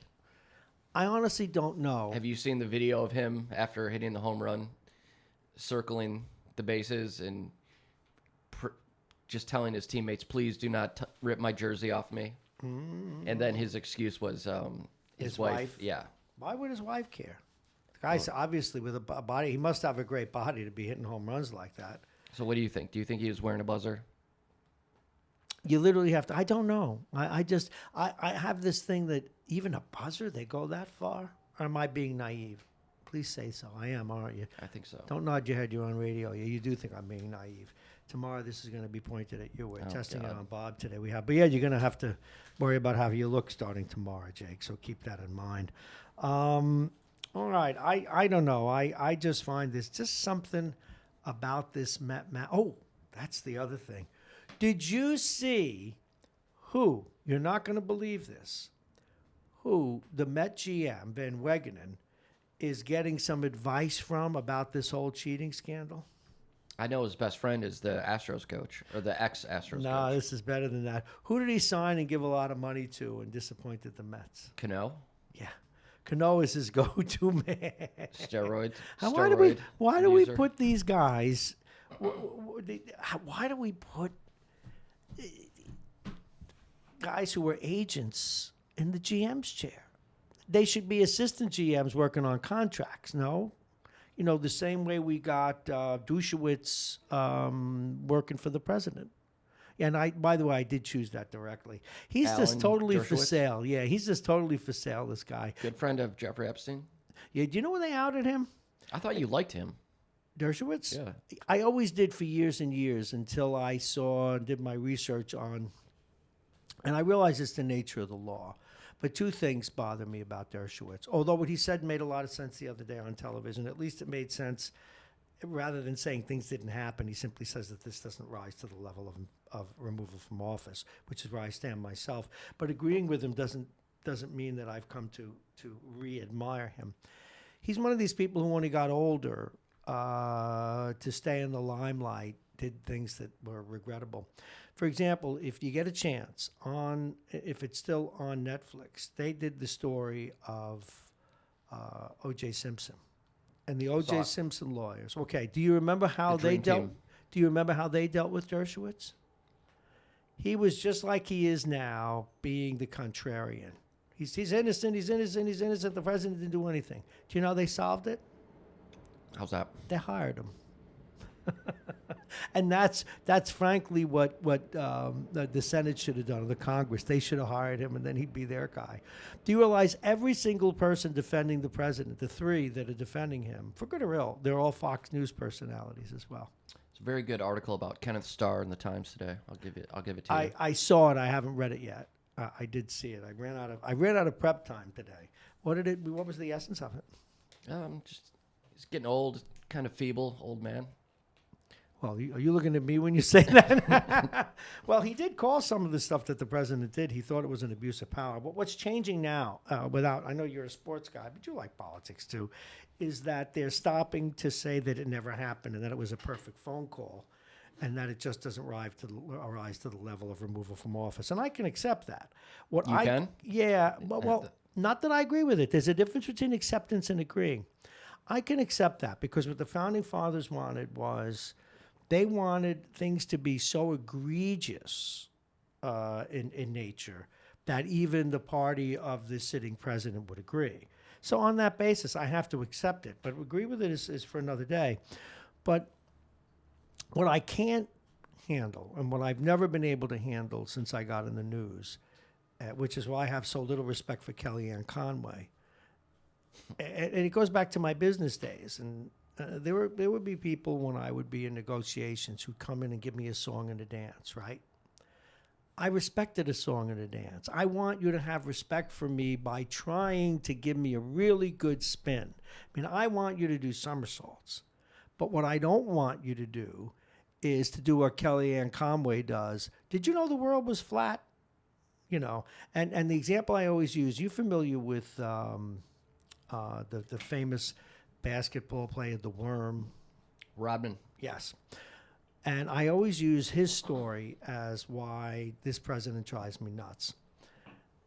He was, I guess, with Pamela Anderson. I believe that's who he was dating at the time. They were living together. I think it was Carmen Electra. He was married to Well, Carmen thank you. Electra. I got it wrong. Right.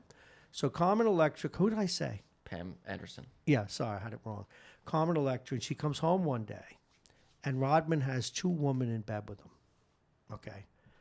And he said, oh, my God, how'd they get here? I don't know how they got here. Oh, go, get out of here. How did you get here? And insisted without ever accepting he didn't know how they got there.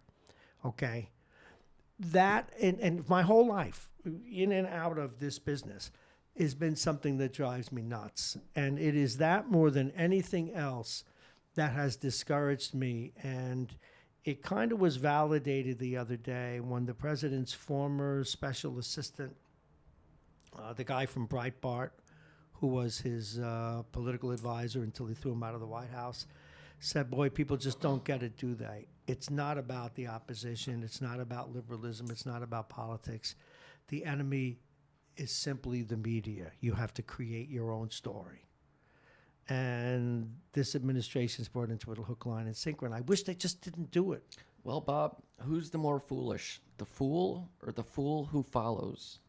Oh, the fool who follows. I've been saying that for months and months and months. I've become very disappointed in the electorate, but on both sides. I mean, now we have the left doing the same thing. This woman, Omar, came out yesterday and said there should be no borders. How can you not have borders? How can you run a country and not have borders? How can... I appreciate that you worry about these things. I can't even read about it, think about it. No, I understand that. Silliness. It's so silly. It is silliness, but again, because of what I've chosen to do in life and what my expertise were, and what I went to school to study and what I care about, it's very painful. I mean, it actually will be. And whenever I say this, people say I'm being negative, but I'm not. Now, when I start to slow down my radio career, and I do shows from home, and I do more podcasting, I'll focus on long-form interviews, and I'll focus on hockey and a few other things. But I'll be glad, and I never thought I'd say this, to get out of the day-to-day national political arena, because we have reached a point in our country where our system doesn't work anymore, and it needs to be changed. But the problem is that both sides really don't want to change it. Won't change. So I don't know where we head from here. So in some ways, I'll become you, and I just won't care about it anymore. But I have to care about it now because it's what I do. All right, back to sports for a little bit. We're talking with Jake, and he weighed in and maybe gave us some wise advice. Just ignore it regarding the political stuff. Last night, the Rangers. Who do you think is going to get the? Who's going to go against Trump? Well, did you see what the New York Times did? Talk about something that'll make you bang your head against the wall. They endorsed two people, Elizabeth Warren and Klobuchar, or however you pronounce her name. Now, I like that Klobuchar. I think she should run with Biden as vice president. I still think it will be Biden and Klobuchar. I really do. But why they endorsed A, 2 women, and B, why they thought to split the country further by saying Warren's the one when some of her policies are so extreme. Well, they just showed their cards at least. At least they came out in the open and showed what uniform that they're wearing. But it was very disheartening. But I still think it'll be Biden and Klobuchar. I think Bernie might have a shot. Yeah, well, I am rooting desperately in my heart, and I will put my money. What I said a few weeks ago is true. I have prepared a letter, but because we have so many computers around here, my resume, I can't figure out which computer it's on. If they will hire me, I will take a hiatus from radio. This is how powerful I feel about it, and I will work for.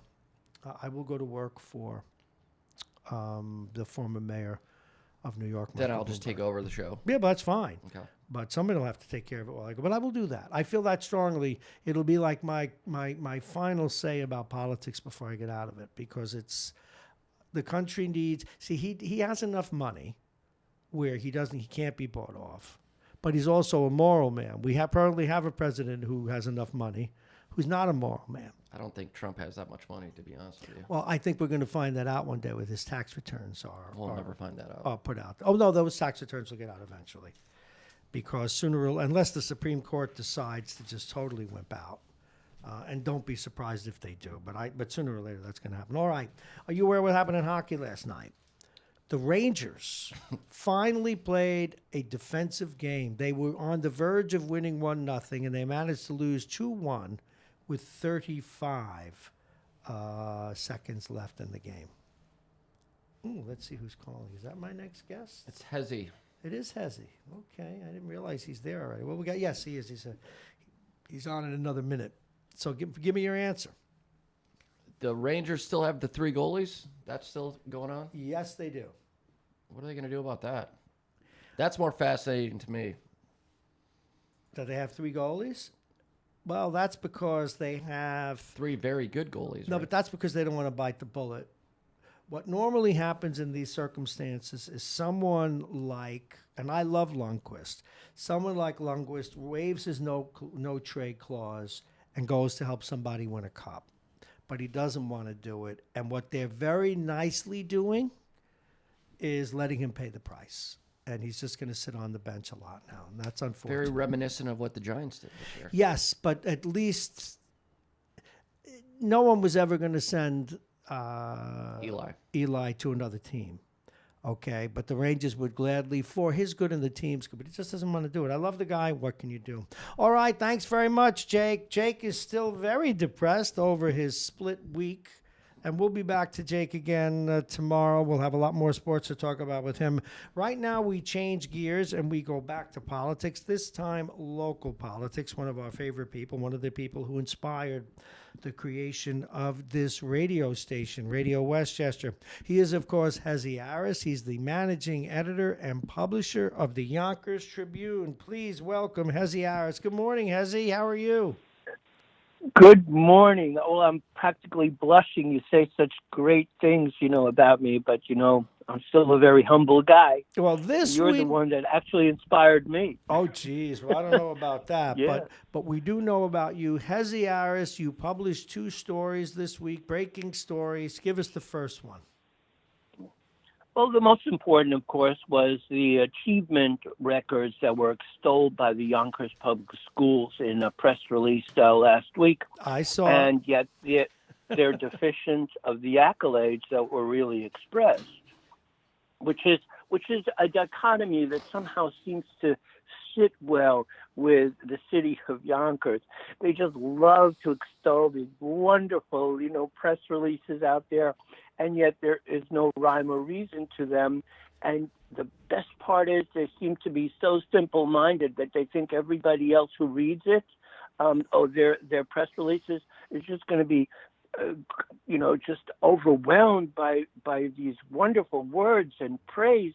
And then at the end, it turns out to be faulty, not by my own thinking or by other information coming from elsewhere, but rather it comes and is negated by their own press releases from 2 months earlier. Go figure. How does that work? Well, I'm trying to figure. I less and less trust information that comes out of school system every additional day that I do this. Even because when they give graduation rates, the first thing that I have to ask is how many people did you pass that shouldn't have passed? How many people graduated that didn't show up to class?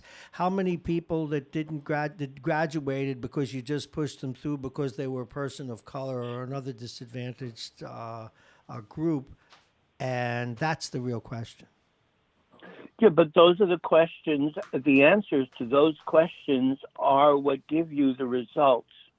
Now, so it seems that the graduation level, we begin with a certain number, whatever that number is, but by the time you get to 8th grade, 9th grade, that sort of stuff, half the population that entered our school system is gone. We don't know where they are. What do you mean they're gone? So we don't know where they went. What do you mean you don't know where they went? We don't know. Did they leave town? Maybe they left town. Maybe they moved to the Bronx. Maybe they moved up to Bedford. We don't know. They didn't go to Bedford. Don't know. They're missing. No, They're so in missing. other words, what you're telling me is they based these numbers on a pool that changed? So in other words, yeah. So in other words, wait a minute. If I start out today and next year I get incarcerated, or next year I leave town, or next year I just never go back to school, I don't count as a non-graduate. We just changed the denominator. No, we just reduced our number. Instead of having 100 kids in school, we're down to 99. So how many of the 99 graduated? Well, if I may, probably about. Well, go on. If I may say so, that's bullspit.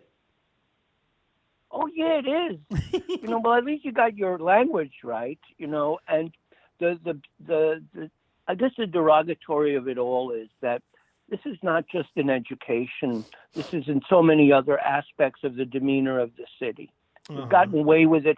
They've gotten away with murder probably since the 1950s.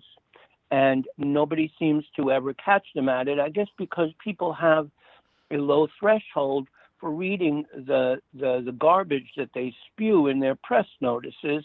And I guess a lot of people forget what they read. So when you tell me something, I'm going to take it for granted that it's legitimate until I start to see cracks in the wall. And I'm saying, wait a minute. They said this last time. I practically fell into an argument with somebody yesterday when I said to them, I don't understand. That's not what I was told. So he said, well, that what you were told is wrong, and this is what it is. And you know what? He proved that he was right, and I was told wrong. And that's where we go off the deep end. So just imagine if two months ago we were told that, and they extolled at the Yonkers Board of Education that we had an increase of anywhere between 5 and 10% from the year before in our proficiency of those students that took the test in both English as a language, as a second language, they call it English language arts, they call that, and then math.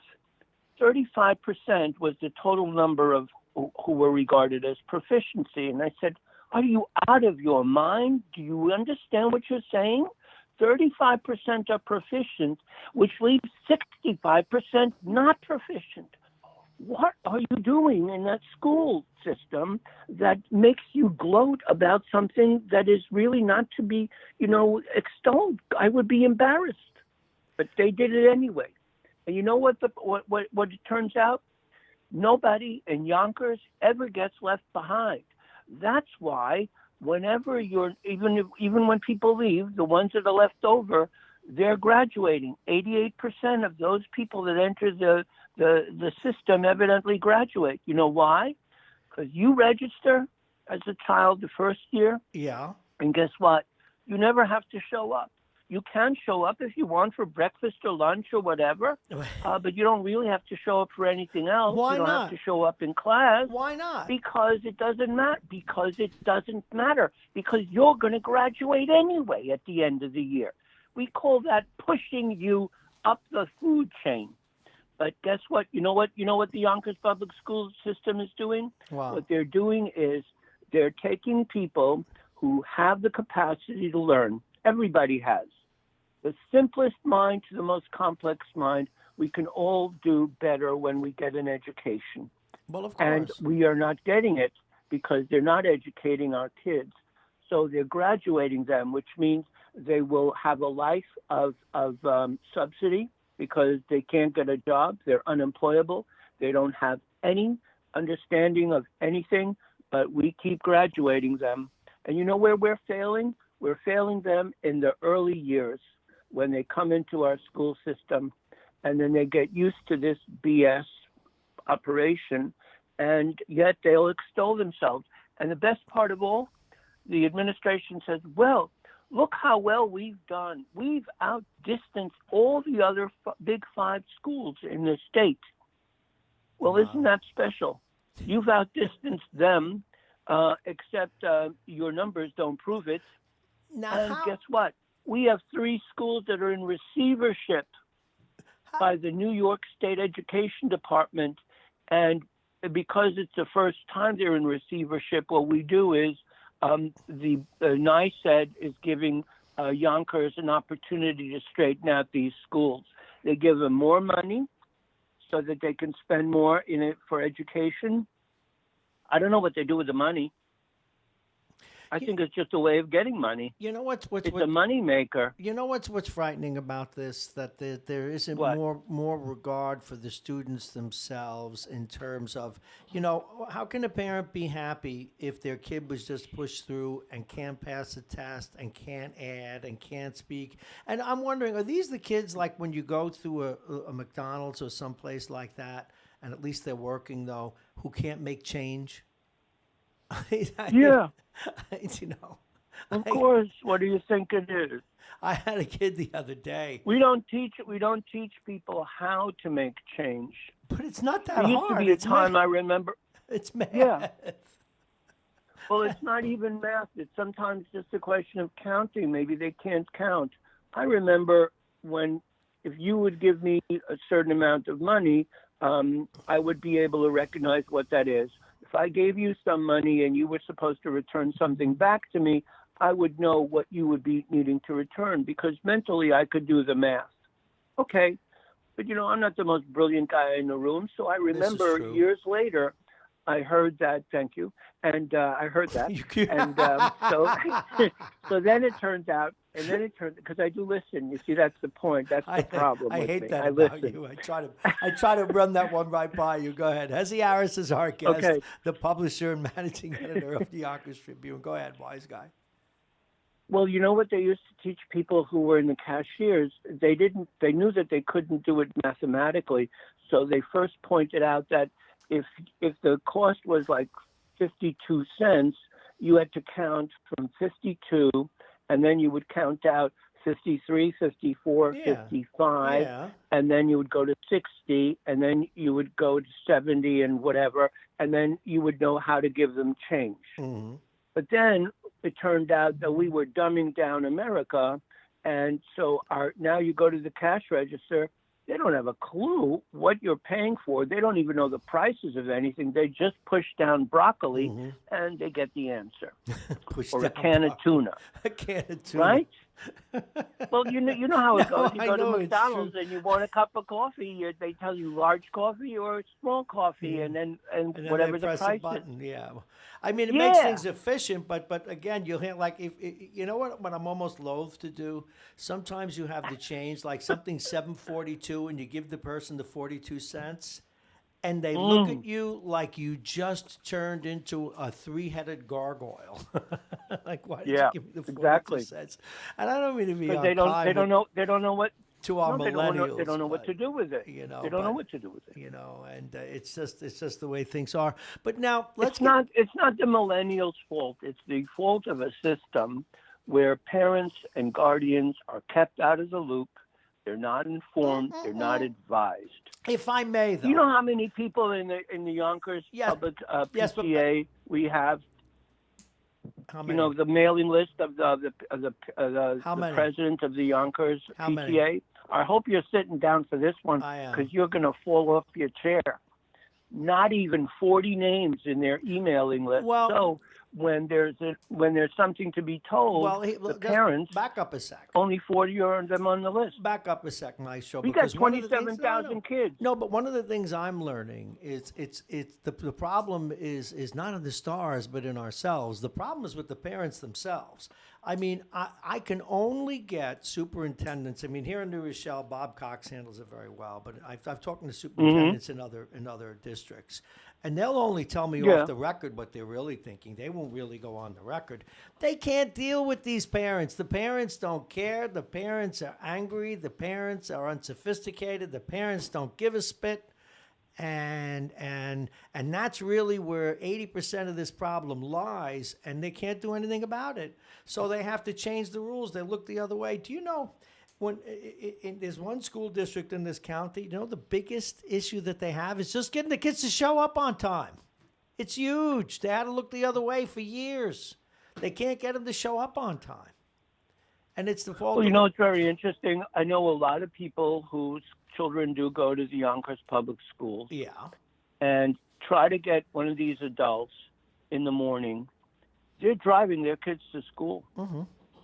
They are attentive. Well, there are. I'm not saying there aren't, but there is a lot No, that are not. I'm not saying. You're right. But you also have to recognize that money and the capacity of individuals segregates people out of an equation. Yes. And the ones that should be standing up for the school system rather than just for their own child, which they will anyway, or you would hope that they would, requires investment of time and effort. And sometimes, and also money, because it takes time to take off. You may not be able to get off your job if you work on a menial job. Are you going to be able to take off? You might if you work at a business. Right. I need to go and attend my kid's school for today, and I'm sorry, and I'll make up the time another day, and they'll say fine. Well, you know what? Schools need to do those. Schools need to do those kinds of things at night. Schools need to accommodate. If they want parents to be more responsible, they have to make it easier for it. But this is. Okay, well, there's your answer. But you see, don't you see? Every little bit helps. Every little bit helps. And there's nothing wrong, for example, if our superintendent of schools is making an absolute fortune of money, over $300,000 a year, whose curriculum stinks to high heaven, and he's the guy who proposes that everybody gets pushed out the door to the next class, even if they never show up.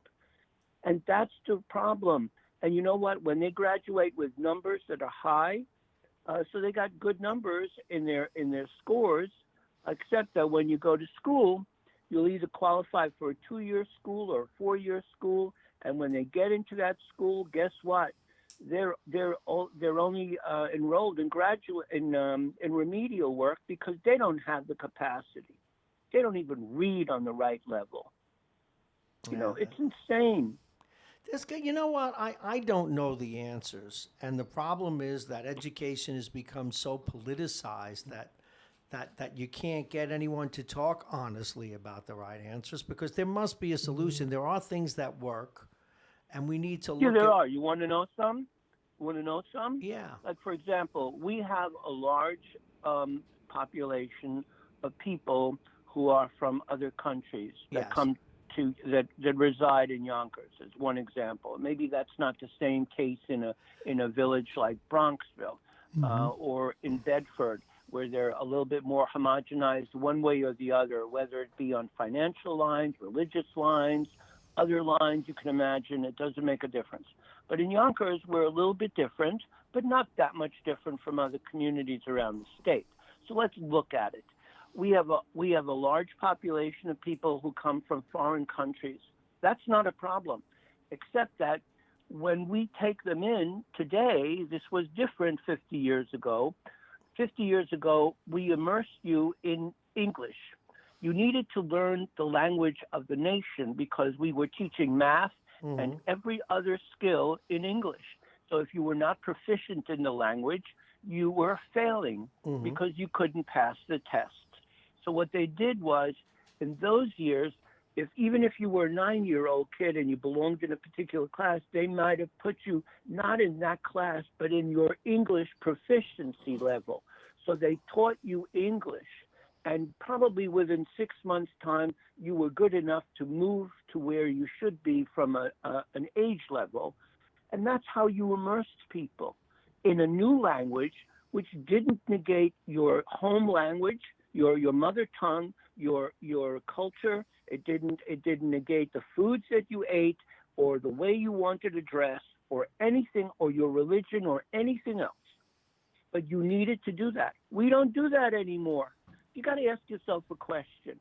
How is it that people from Korea, Vietnam, Russia, Cambodia, Poland, African nations, South America are treated differently? We have also a large Arab population. Guess what? They all speak English, but our Spanish population is not permitted to learn the language, or they don't learn the language. Or you're saying not permitted or not encouraged to. Well, the issue They're not becomes encouraged. America No. has to come And to. you know what they're doing in Ossining? You know what they're doing in Ossining? You're going to absolutely fall off your chair. Everybody goes to school in their school system, was also ravished by a lack of funding, just like Yonkers, except in a different different level in numbers, because it's a much smaller school system. But the bottom line is they teach English the first day. Everything goes into complete Spanish the next day. The third day it's English, then it's Spanish, then it's English. Why? And then it keeps going like that throughout the year. Guess what? You have a population of people now who speak English and Spanish fluently. Fluently. That means they have inculcated a community of people, many of them who initially, in Ossining, for example, That's initially came from Italy and Portugal. No, it's brilliant. Italy and Portugal are the original people that sent people and ended up gravitating to Ossining. And guess what? Now we have more people from South America. So they got people from Ecuador and and Peru. Hezi, there are countries, It's and thinking. I'll name two, Argentina and Switzerland, where they have several national languages, and it works. So there must be ways to do this, and we need to see. I think we need to accept they did that the fact. in Canada. Yeah, we need to accept. Yes, in Quebec, we need to accept. Although Quebec, there's very prideful. They don't want anybody speaking English. They get a little wacky up there. But in general, there must be ways to do this. But again, we would have to accept that, and we haven't yet. That we have a multi-language national language now, which we don't. Our national we have a language is divide. English. We have a divide. Actually, if you remember, maybe you do, maybe you don't. I'm old. When President Charles de Gaulle, so am I. When President Charles de Gaulle came to Canada, he went to Quebec, which was the French-speaking, I guess, state, not state. I guess it's like a state. I forgot what they call that, province. Yes. And so when he came to Quebec, he ended up saying, "Vive la Québec libre," free Quebec. Well, you know what? After that, Canada realized they were being divided now by language. And they knew that when you went to Quebec, you spoke French, and when you went to the other places, the other provinces, you only spoke English. So Canada decided we better marry all of this. And I disagree with you about the Quebecois. The point is they do speak English, and they may speak English with a French accent, but it doesn't matter. Oh, well, it shouldn't. They speak English. Hey, listen, Hezi Aris, you grew up in Israel, and you have, in that country, imports from all over the world in various languages. That's right. Hebrew is spoken there. What is the principal language taught in schools? Well, this is very interesting because we won independence in Israel from Great Britain, and we hated them at that time. But we Britain went through always that seems here to leave too. a bad taste in nations' mouth, in the palate. A lot of like people you ask broke. a Pakistani or Indian, what do you think of the Brits? Well, they can't stand them because they were the ones that divided the nation. You remember, the nation of or India became India, Pakistan, and Bangladesh. And so on. So when even though everybody in Israel at that time, even Europeans and even Africans, Middle Easterners that came to Israel, they predominantly spoke English if they had a second language, other than their native language. They could have been Russian, but they also spoke English. They could have been German, but they also spoke English. My mother spoke English. My father spoke English. They came from Europe. A smattering of it, don't get me wrong. But the official language was Hebrew. And the second language, out of spite for the English, was French. Mm-hmm. Hardly anyone speaks French in Israel. And to this day, it seems that everybody speaks English as well as Hebrew. Can you speak When Hebrew? you bring people from all over the world, you need to immerse them in a language so that everyone can speak with one another. That also ratchets down the bigotry between people because they all speak the same language. Mm-hmm. So the point is, if you're from Cambodia and Jewish, and one of the princesses of Cambodia just converted to Judaism, so from Cambodia, whether it be from Vietnam, whether it be from China, there were Jews that lived on the Chinese-Russian border. Everywhere you look, there's always a Jew someplace. I don't know why. That's part of the diaspora. Odd the way you say it. Of course it is. Yeah. So that was the problem. But then when they came to Israel, they all had to learn Hebrew. Didn't matter what else you knew. You could speak 7 languages, of which I do. But the point is, Hebrew is the one language you speak to everybody. My guest is a Back very up to learned. Okay, you think I listen too? Did you say 7 languages? Yeah, absolutely. I speak 2. Well, that's okay. Well, I speak English and you wanna know Brooklynese. How you doing, Hezzy? What's going on? You know what? What other languages do you Brooklynese speak? is a wonderful language. What other languages it did you? informs you about a community. Yeah, what other languages? Let's not go into that. They will all freak out, and I can't even mention some of the languages I speak. So this way, I could walk around and look ignorant and stupid. This way I don't have to. They don't have to know that I understand. You can't throw me a softball like that. You succeed at looking ignorant. Well, I don't succeed at looking stupid. Yes. I thought I was doing a good job. Tell me, give us the second. You broke 2 stories this week. Give us story number 2. Oh my God. I don't even remember what the other one is. No, I was looking to do another one, but I haven't finished it yet. Well, let me go back to my favorite one then. What can we one? do realistically about the prime story here, about the education and the fudging of the records and everything else? What is possible in Yonkers? What could they do if they wanted to be honest brokers?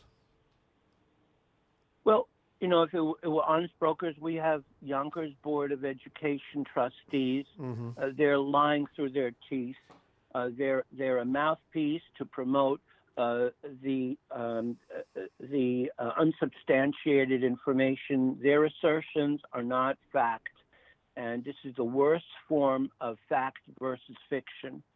And this is where it goes wrong. These are supposedly credible people. Guess what? The president of the Yonkers Board of Education Board of Trustees is none other, I hope you're sitting down, the Reverend Steve Lopez.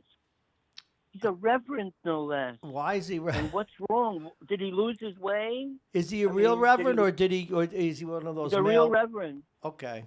Oh, you never know. I never bothered to check. It didn't matter. I may become. I don't think he's got. Yeah, you want to become. We need a good person. I may education. start a church just as a second source of income. They all drive nice cars. They do. It's a nice. They racket. do. It's. I have to work a little harder than you because I don't drive anymore because of medical conditions. Yes, I know. So I'm going to need to earn not only the money to buy the car that I want to be driven in, but I also need a chauffeur. So I got to work overtime. Isn't you hard trouble? Forget Uber. Hey, you should be glad you didn't drive. Did you see this Saturday? It was like up here. It was like a bumper car festival. Yeah. 20 cars down on your road down there on the Bronx River Parkway and everywhere else. Hezzy, what else? What can we look forward to? What else are you working on that you want to share with us right now? Right now there was a very interesting article that came up. There was a very interesting article that came out at the Journal News, and they were covering a court case that represented by actually the guy that's on the opposite side of my lawsuit, this guy Quinn from the Quinn Law Firm. So Andy Quinn was representing the Yonkers PBA, and they were challenging the district attorney because they was, as the district attorney, there are new laws evidently in effect, and the district attorney wanted to open up the personnel file of individual police officers. So the PBA president says something to the effect of, well, you don't have a right to look into that sort of stuff. Okay, well, but the point is that if you perjure yourself before a courtroom, as a guy by the name of Fogarty, who was a police officer, and he claimed that he found drugs in somebody's apartment building that he owned, but he did live on the third floor.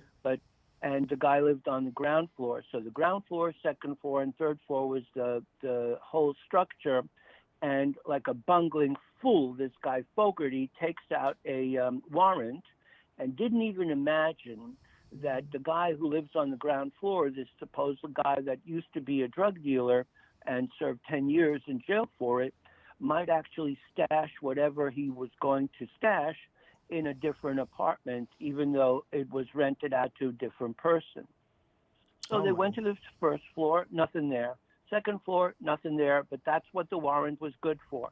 Then he goes up to the third floor, unannounced, and he shouldn't have even been allowed to go there, but he did anyway.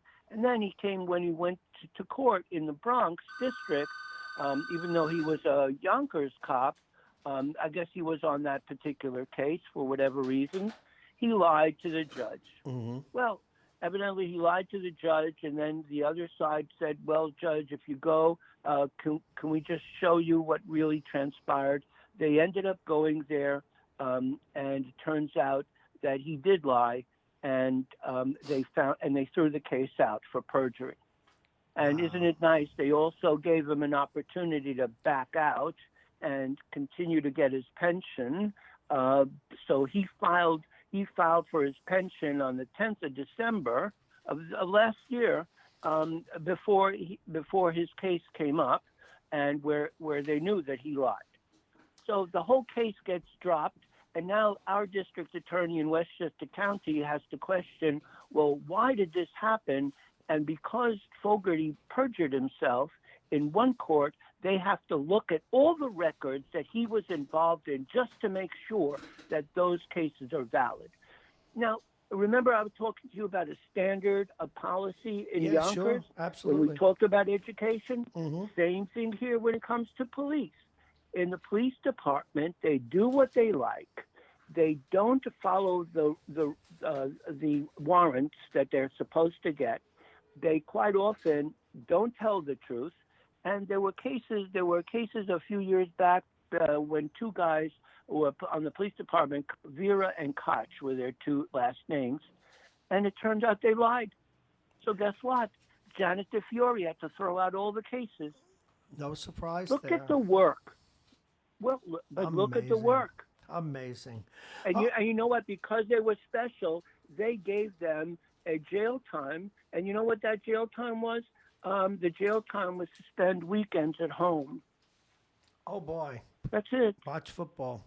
All right, then. We've got to move on. Hezi Aris, it is a pleasure. We will talk to you a little later. We want to give you more time. This is always interesting stuff. Now, Hezi Aris is the managing editor and publisher of the Yonkers Tribune. Where can people get more information, and where can they listen to your show at 10 o'clock today? Some really fantastic people today, which is really yeah. Of course, we're going to start off with John from the Westchester Reporter. We'll go to from 10 to 11. Our connection's a little off. Blog Talk Radio, you could listen to Hezi Aris on the level there. So, you were breaking up there, my friend, so I filled in for you. And, of course, please go to the Yonkers Tribune online everywhere. Thank you very much. Well, just Thank you very much, Hezi Aris, and we'll be right back with Tom Abenante after this. It's still cold. It's 21 degrees. Going to get up to 31, but that's at the absolute high point. We'll average out at 29 today. Tonight, clear skies. The temperature will be 13. Tuesday, mostly sunny skies at 32. Chilly again, of course, and at night, getting down below freezing. Wednesday, mostly sunny again. Highs during the day of 36, 23 at night. Thursday, warming up a tad, mostly sunny, 42 at night, though 26. We'll take you to Friday. You want Friday. All the way up to 44, a heat wave. Again, getting cloudy, though. Mostly, get down to 32 at night. The overnight low will be 32 degrees. And the weather's brought to you exclusively by United Hebrew of New Rochelle, voted one of America's best rehabilitation and senior care campuses, and it's right here in New Rochelle. Visit uhgc.com. And we look ahead to this bottom of the hour, and it is brought to you by the law firm of Fainian Khan, Aging Issues Management, and their partners, Aging Issues Radio and Plug-in Virtual Reality. Right now, we go to our next guest. He is a very fine assemblyman, outspoken assemblyman, as we get ready to hear a budget coming from the governor soon. Please welcome Assemblyman Tom Abenante. Good morning, Assemblyman. How are you? Good morning, Bob Marrone. How are you? Very well. Always a pleasure. Now, last week I had a bunch of questions, and one of the things we said at the end of the interview, you had things you wanted to get on the table, and I wanted to give you the opportunity to do that now, sir. What's on your mind? Well, I guess at this point we should be shifting over to talk about the budget. The budget of the state of New York is a lot of money. Somewhere around $170 billion, depending on what you include in it and don't include in it, and how much federal monies we're getting, and how much other monies come in from various places, like settlements and lawsuits. So we're somewhere in that neighborhood. We'll have a better number tomorrow after the governor announces exactly what he's planning to do. This process in the state of New York has become very much of a one-man show, and that's unfortunate, because those of us who represent individual communities want to have input, and if the governor likes the input, he takes it. If he doesn't like the input, he doesn't take it, and that's a problem. That's a big, big change from the way things started in the state of New York way back when. The Constitution gives the governor the power to present an executive budget, to be involved in all of the negotiations, and to have a line item veto. So basically, the governor has control of the process under the Constitution. There was a case called Silva versus Pataki, in which the Speaker of the Assembly, Shelley Silva, brought a lawsuit on behalf of the Assembly, claiming that George Pataki was inserting all kinds of policy, and that the Assembly said, no, we don't want that particular policy, we're going to take it out. Governor said, you take it out, no budget. Court of Appeals, highest court of the state, said you got to get the governor to agree, because he controls the budget, and if he doesn't agree, then you can't change his budget, which puts us in a very difficult spot. Like, well, why are we here if the governor is going to be in charge of everything? Why don't you just let the governor do his own budget? At that point, the Court of Appeals said, well, just don't pass the budget. So you may recall, year after year, there were very late budgets going into August and September. That didn't do well for the state of New York, and the people of the state of New York didn't like that. So now we're in a situation where we negotiate around the clock until April 1, and then on April 1 come to some kind of an agreement, not always satisfactory to the legislature or to the people of the state of New York, because the governor usually, no matter which governor it is, has a different perspective than the legislature, both the Assembly and the Senate. So that's the process. Right now, the governor tells us we've got a $6 billion deficit. We're going to have to see. We're going to have to analyze that when we see his budget. You may recall at the end of last fiscal year, the last week of March of 2019, the governor did not pay some Medicaid bills. Didn't tell anybody he wasn't going to pay them. Rolled over about $2 billion worth of bills into this calendar year, the 2019-2020 budget.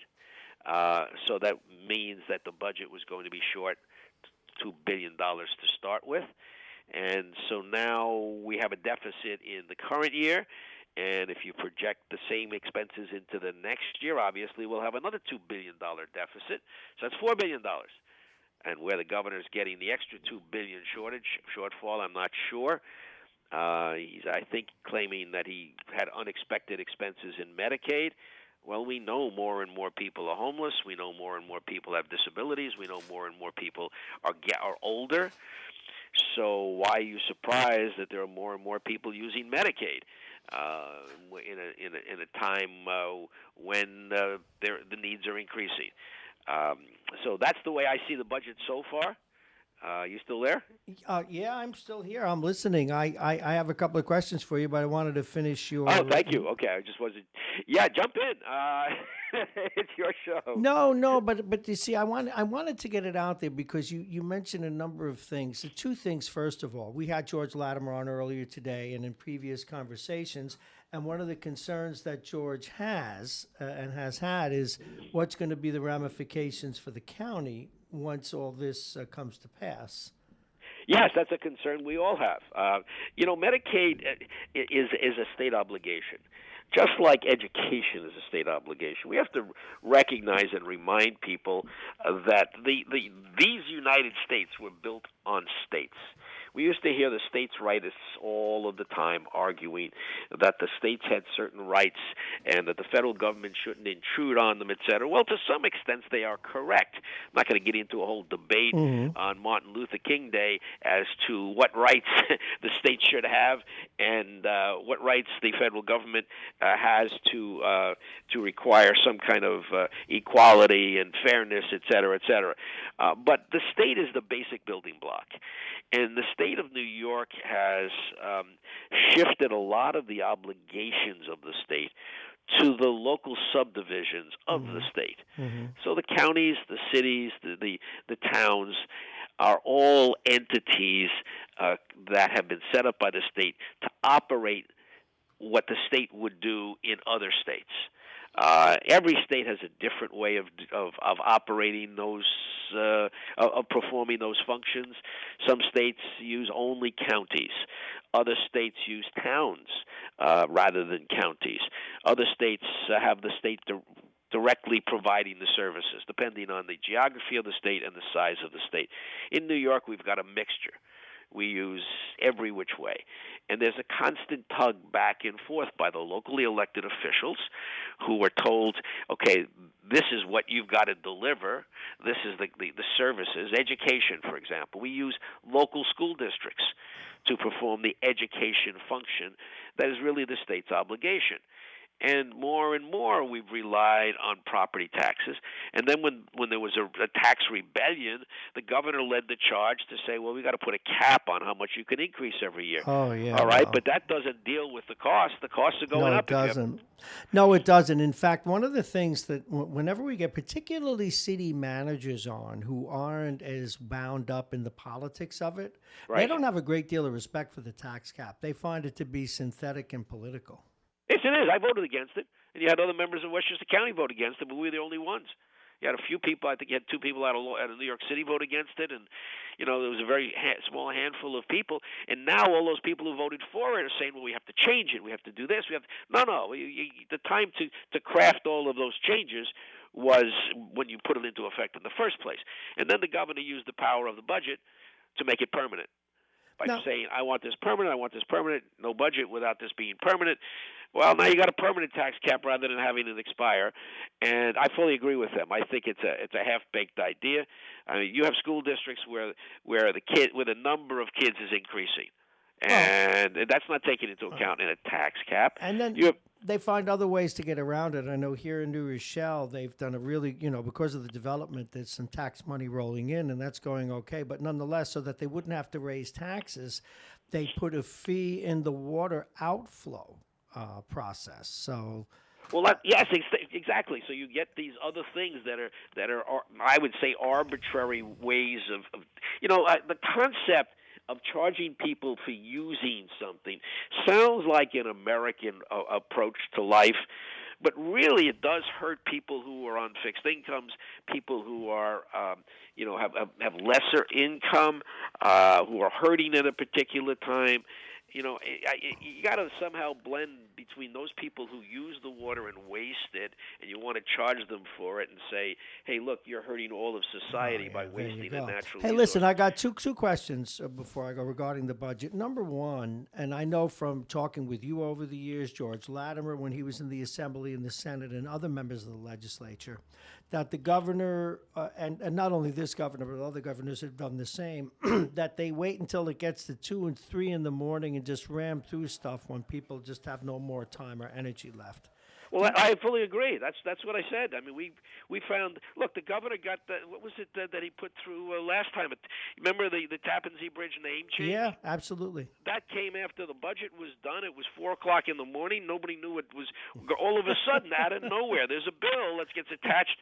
Some language gets attached to the budget. You gotta love it.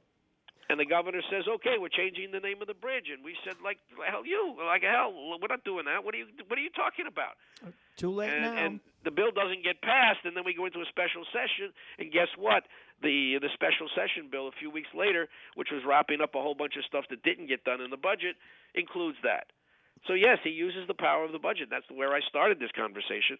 I think we've got to change. I think we've got to go back to the way it used to be, where there's a balance of power. And there are some constitutional amendments being proposed by legislators that I'm hopeful we're going to be able to pass this year. Oh, he's waving at the camera. I'm sorry. One of my next guest was waving at a camera. I couldn't figure out what he was doing. Excuse me. Wave back. Tom Abenante, before we let you go, let's get your assessment. What do you think is going to happen? We think here in the county we're going to get whacked with We're going to fight to make Medicare, sure that we don't. I mean, we Medicaid. did get the increase in the sales tax, which shifts some of the costs, if you recall, from the property tax to at least people have more of an option when it comes to sales taxes than they do with property taxes. Sales tax is not a good tax either, but it's far better than the property tax. I don't know. We're going to see tomorrow. About a little over 24 hours from now, we'll see what the governor's proposing, and then we'll come back and talk about it. We're going to protect our local governments. We're going to fight to protect them. Tom Abenante, keep up the good fight, and thank you very much for your time. I would this just end morning. by saying we're looking, if there's a need for increased revenue, we got to look at rich people in this state, people who make more than $5 million. They could pay a little bit more and not tax the homeowner and increase sales taxes. Okay, thank you very much, Tom Abenante. All right, good. We'll everybody. talk to you next week. Take care. It is 9:04. In another minute, we're going to talk with our regular 9 o'clock guest. He is, of course, Bob Cox. He's here each and every Monday. Every once in a while, depending on circumstances, we put him on a different schedule, but 9 o'clock every Monday is where you can expect to find him. Let's take a quick look at the weather before we go and tell you who is sponsoring the top of the hour, and then we'll get to the aforementioned Bob Cox. He's the managing editor and publisher of Talk of the Sound, considered the source since 2008. It's still cold. It's 21 degrees. Bob came in all bundled up. Now he's even got his sunglasses on with all the light in here. We like that. It's 21 degrees. It may get to 31 today, but 29 will be the average. It'll be mostly sunny. Mostly sunny again tomorrow as well, with temperatures around 32. That is the high, and at night it'll get a bit colder. Wednesday, same thing. High about 36 degrees, mostly sunny skies. The overnight low 23. And into Thursday, mostly sunny again. A high of 42 as it warms up a bit. And it'll warm up at night too, but not very much. 26. And when we say warm up, as versus the night before. And on into Friday, finally some clouds after all the sunshine, but that will bring with it warmer weather. Try and work that out in your own mind. 44, the overnight low, up to 32. And the weather's brought to you exclusively by United Hebrew of New Rochelle, voted one of America's best rehabilitation and senior care campuses. And it's right here in New Rochelle. Visit uhgc.com. And the top of the hour is brought to you by none other than United Hebrew of New Rochelle, the top-rated campus of senior care. Visit uhgc.com. Aging Issues Management and their partners, Aging Issues Radio, the law firm of Payne and Kahn, Plug-in Virtual Reality, and our friends at Dominic Fine Cigars, who brought you Split picks of the week. He can't wait for the Super Bowl comment. Dominic's Fine Cigars, licensed retailer with a big selection, including Ortido Fuente, Padrons, and more. Dominic's Fine Cigars, located on Boston Post Road in Larchmont. They're open 7 days. And remember, we will be broadcasting live from Dominic's Fine Cigars on Super Bowl Friday, if you will. And now it's time, some lighthearted music to introduce our guest. Again, one of the people that in many ways inspired this radio station, Bob Cox, does the hard and heavy lifting, the investigative reporting and other reporting here in New Rochelle and parts of Westchester, or throughout really Westchester. Bob Cox, considered the source, his Talk of the Sound news outlet, considered the source since 2008. He is the managing editor and publisher. Please welcome, without further ado, Robert Cox. Good morning, Robert. Good morning, and we're on TV. You're on TV now. I told you we get that. See, there you. Hello, everybody. Well, I have to look this way for people to see me. Yeah, you pointed at it, and I see. But see, this way I can control it. I can make you go away. I could do all kinds of things. Yeah, but there he is. May improve your ratings. No, it's Halloween. Look at those faces. All right. Anyway, welcome once again. Bob, so much going on. You did a story the other day that we had us looking at, and I know some people pushed back about the alcohol or the gifts that were given out. Have you yet heard anything from the school, from the president of the school board about the gifts she gave for Christmas? I have. And? We had a sort of, off the record conversation, but on the record, okay. She had requested from her attorneys to get a legal opinion about the issue. And not surprisingly, the legal opinion that came back, although surprising for this law firm, but not surprisingly, turns out that when they say that schools are drug-free and alcohol-free and tobacco-free zones, the ban applies to everybody, every day, for everything. So you cannot bring alcohol into the schools, and tying a red ribbon around it doesn't make it okay. So the idea that these gifts were permissible is untrue. And as the legal opinion points out, it violates a number of board policies, but it violates a number of state and federal laws as well. Now, has she apologized and said it was done with the best of intentions and moved on from that, or not? She hasn't issued any public statement. Like I said, I had a off-the-record conversation, so I won't go into that. But I was happy that she made sure to get me a copy of the legal opinion. It's published.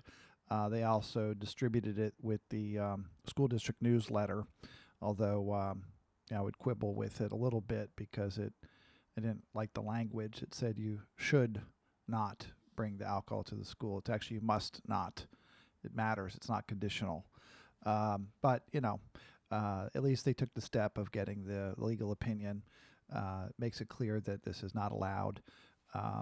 It's funny because I was attacked, I think pilloried would be the right word, on social media for ruining Christmas. You're used to being pilloried, I should say. I ruined Christmas. How did you ruin Christmas? Because now we can't give booze to teachers. Oh, well. So I ruined it. Well, then, you know what I should do? I should let your picture fade. All right, let's go. But I will say this. Yes. Not a peep from these people after the legal opinion was distributed. So, for all the insults and all the calumny that I suffered, my critics had nothing to say once the lawyers came in and the district actually acknowledged that what happened was in fact illegal. And so we move on. And we'll wait to see what happens. We'll wait to next see what Christmas. the other. I can't wait. Cannabis will be legal by then. Well, there's another gift item for you. Mushrooms, magic mushrooms.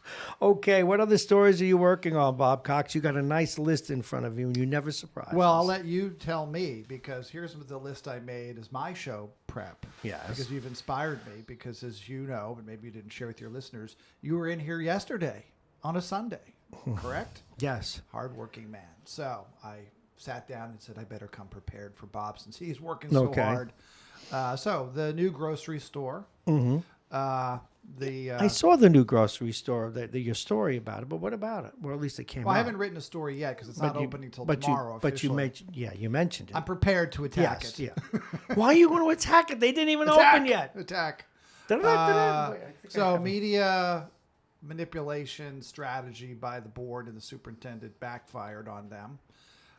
There's been some discussions online that I've had with people about. You came prepared. Charge! So I can educate you about the ma'am language. I want that story. And why it's a problem for our school district. Football awards. We should do those. And Hasty's phone bill.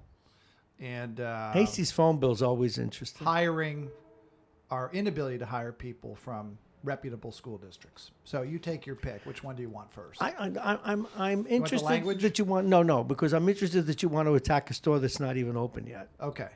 Let's go. Well, I didn't actually attack the store. I could care less about a store opening or not opening. Are you a vegan?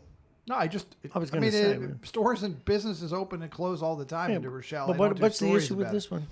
Well, the what I reacted to was a Journal News story that said that that's why I saw it. So it was really a media criticism that the opening of the store at Lincoln and North in New Rochelle, which is, for those of you who don't know, near City Hall, near Mariano's church,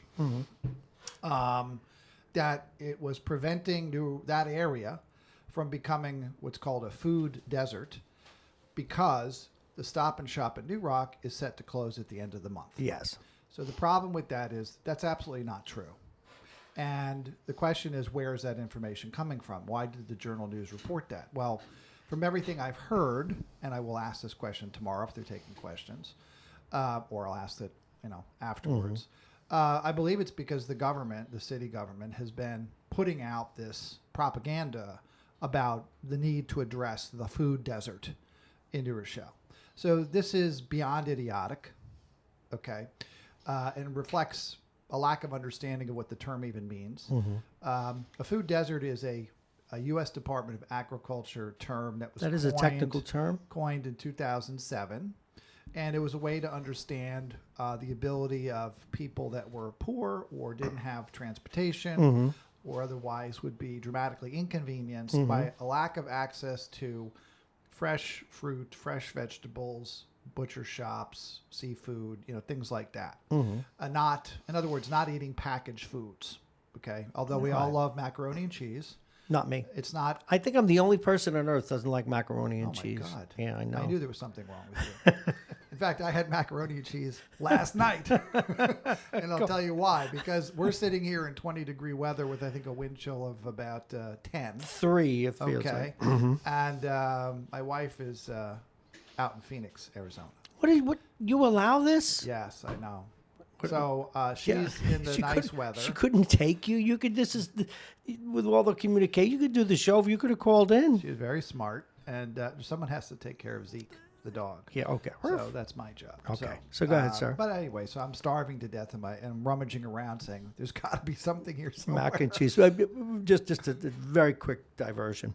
Have you ever gone out to a place like Phoenix when it's like 5 below here in the blizzard? Sure. I covered the Super Bowl. Delicious. 2008. This is back in the 90s, and we had. It's fantastic. I'll always remember it was one of those snowstorms where the ice stuck to the side of the house and on your windows when your house looked like it was covered in glass, and there was snow up, and I could barely get to the airport, and I even had to take my huge boots off and put them in the 747 business class rack there, and then I arrived in Phoenix, and it was 95. I'll never forget. I've been to a few Super Bowls, beautiful. and that's when I've usually gone from the cold. So one time in particular, I remember going from out of Newark to Los Angeles. I was going to the Giants' first Super Bowl against the Broncos, and I was all excited.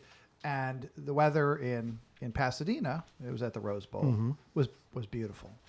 Unfortunately, in Newark, it was a blizzard. Ice, snow, horrible conditions. All planes were grounded. Got stuck at Newark Airport for 24 hours, which is a real pleasure. Yeah. And then we had to actually sit down in Kansas City And that airport, if you've never been there, Been there. was meant to be like an O'Hare, but it Yes. never really It panned never out. became that. But it's massive.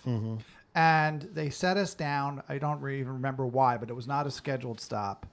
And they wouldn't put us anywhere near the actual terminals. So we sat on the runway miles away, I think, from the actual terminal in this plane, waiting for some weather to clear or something. How long were you on the A ground? few hours. Oh my God! So did they at least and it give you was- drinks? And it was, I don't remember the drinks, but it was just, okay,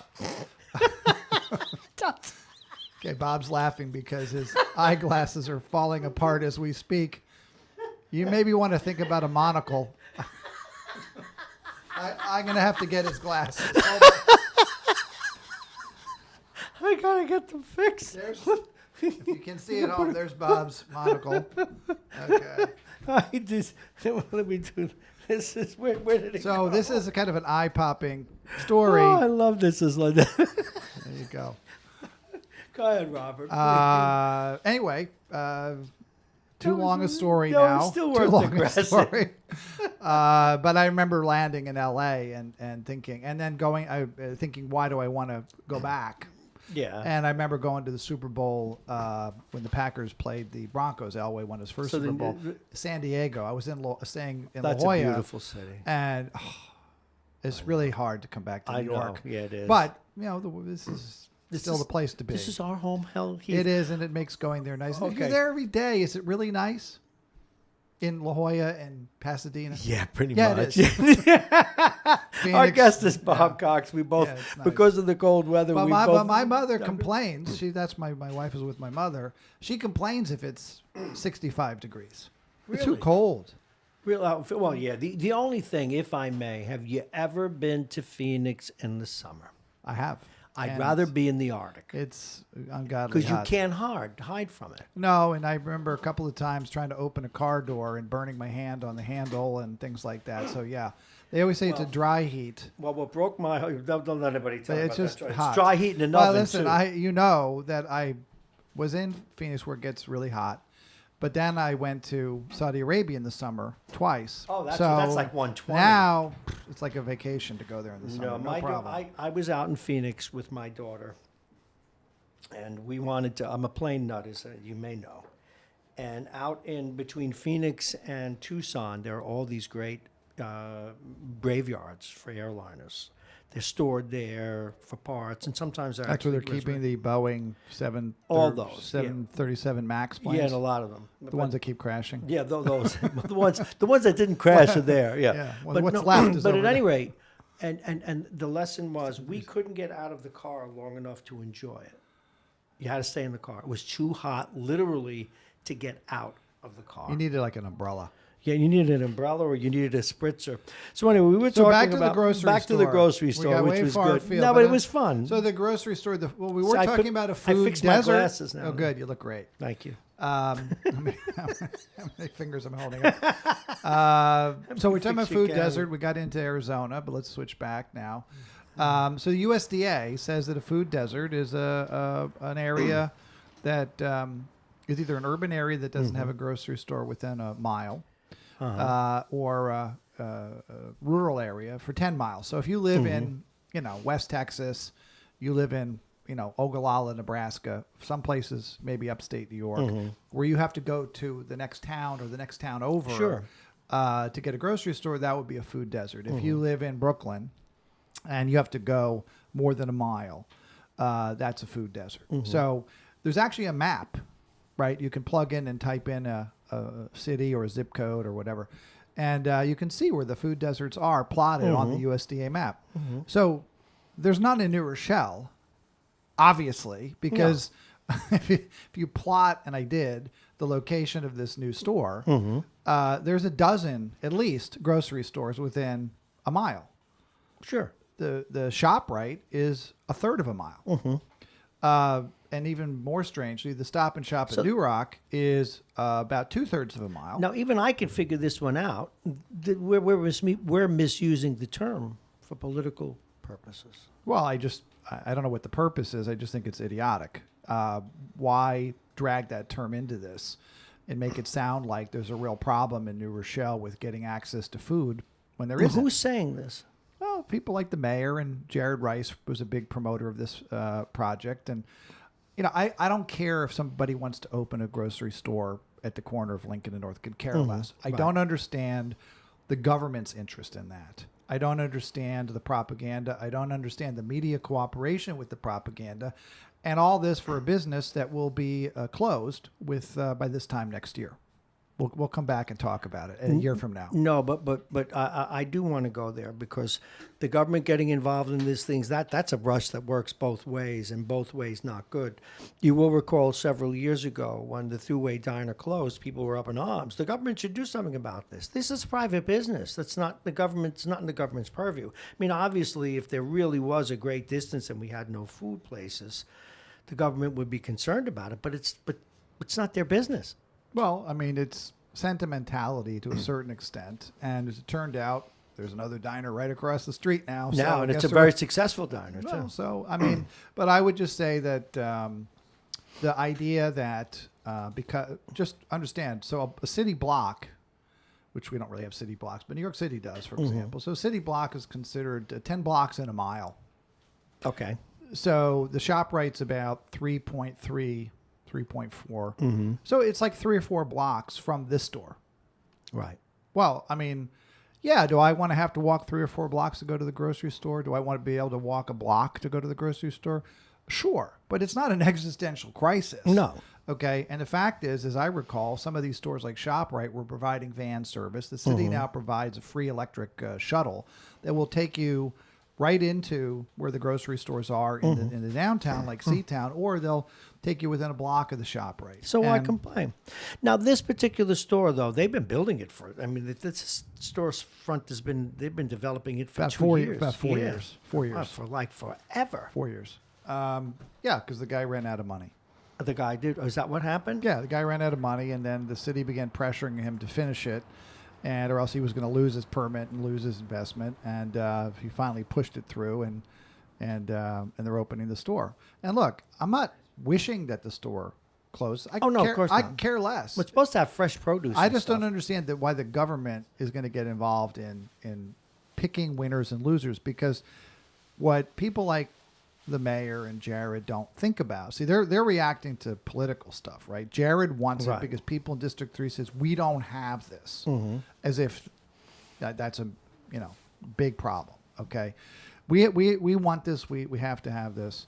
But what they don't ever consider is, what about the other businesses that are providing that service now? So you're now helping this business compete. And you shouldn't be, the government shouldn't be supporting one under the other. Tipping the scales Right. for no good reason. There's more to it than that, though, which is that there's an assumption here that people that live near this location aren't getting access to fruit and vegetables and whatever. If you want fruit and vegetables and all that stuff in New Rochelle, they're readily available to you in a number of different places, and they're a short distance away. Are they at the end of the corner of the block you live on? No, but neither are they for anybody else. I mean, unless if it's that important to you to live next to a grocery store, move. Yeah, move. I mean, so the whole thing seems to be nonsense. But I was really reacting to the Journal News participating in the propaganda by using this term food desert incorrectly. And then on top of it, claiming that the Stop and Shop New Rock has an impact on that when it's twice as far from this new store. I haven't figured that one out. Anyway, so the whole myself. thing's kind of stupid. I'll go to the thing tomorrow, I guess. They're going to have a grand opening. Let's see where they are. What time is it? Do you know? I don't even know. No.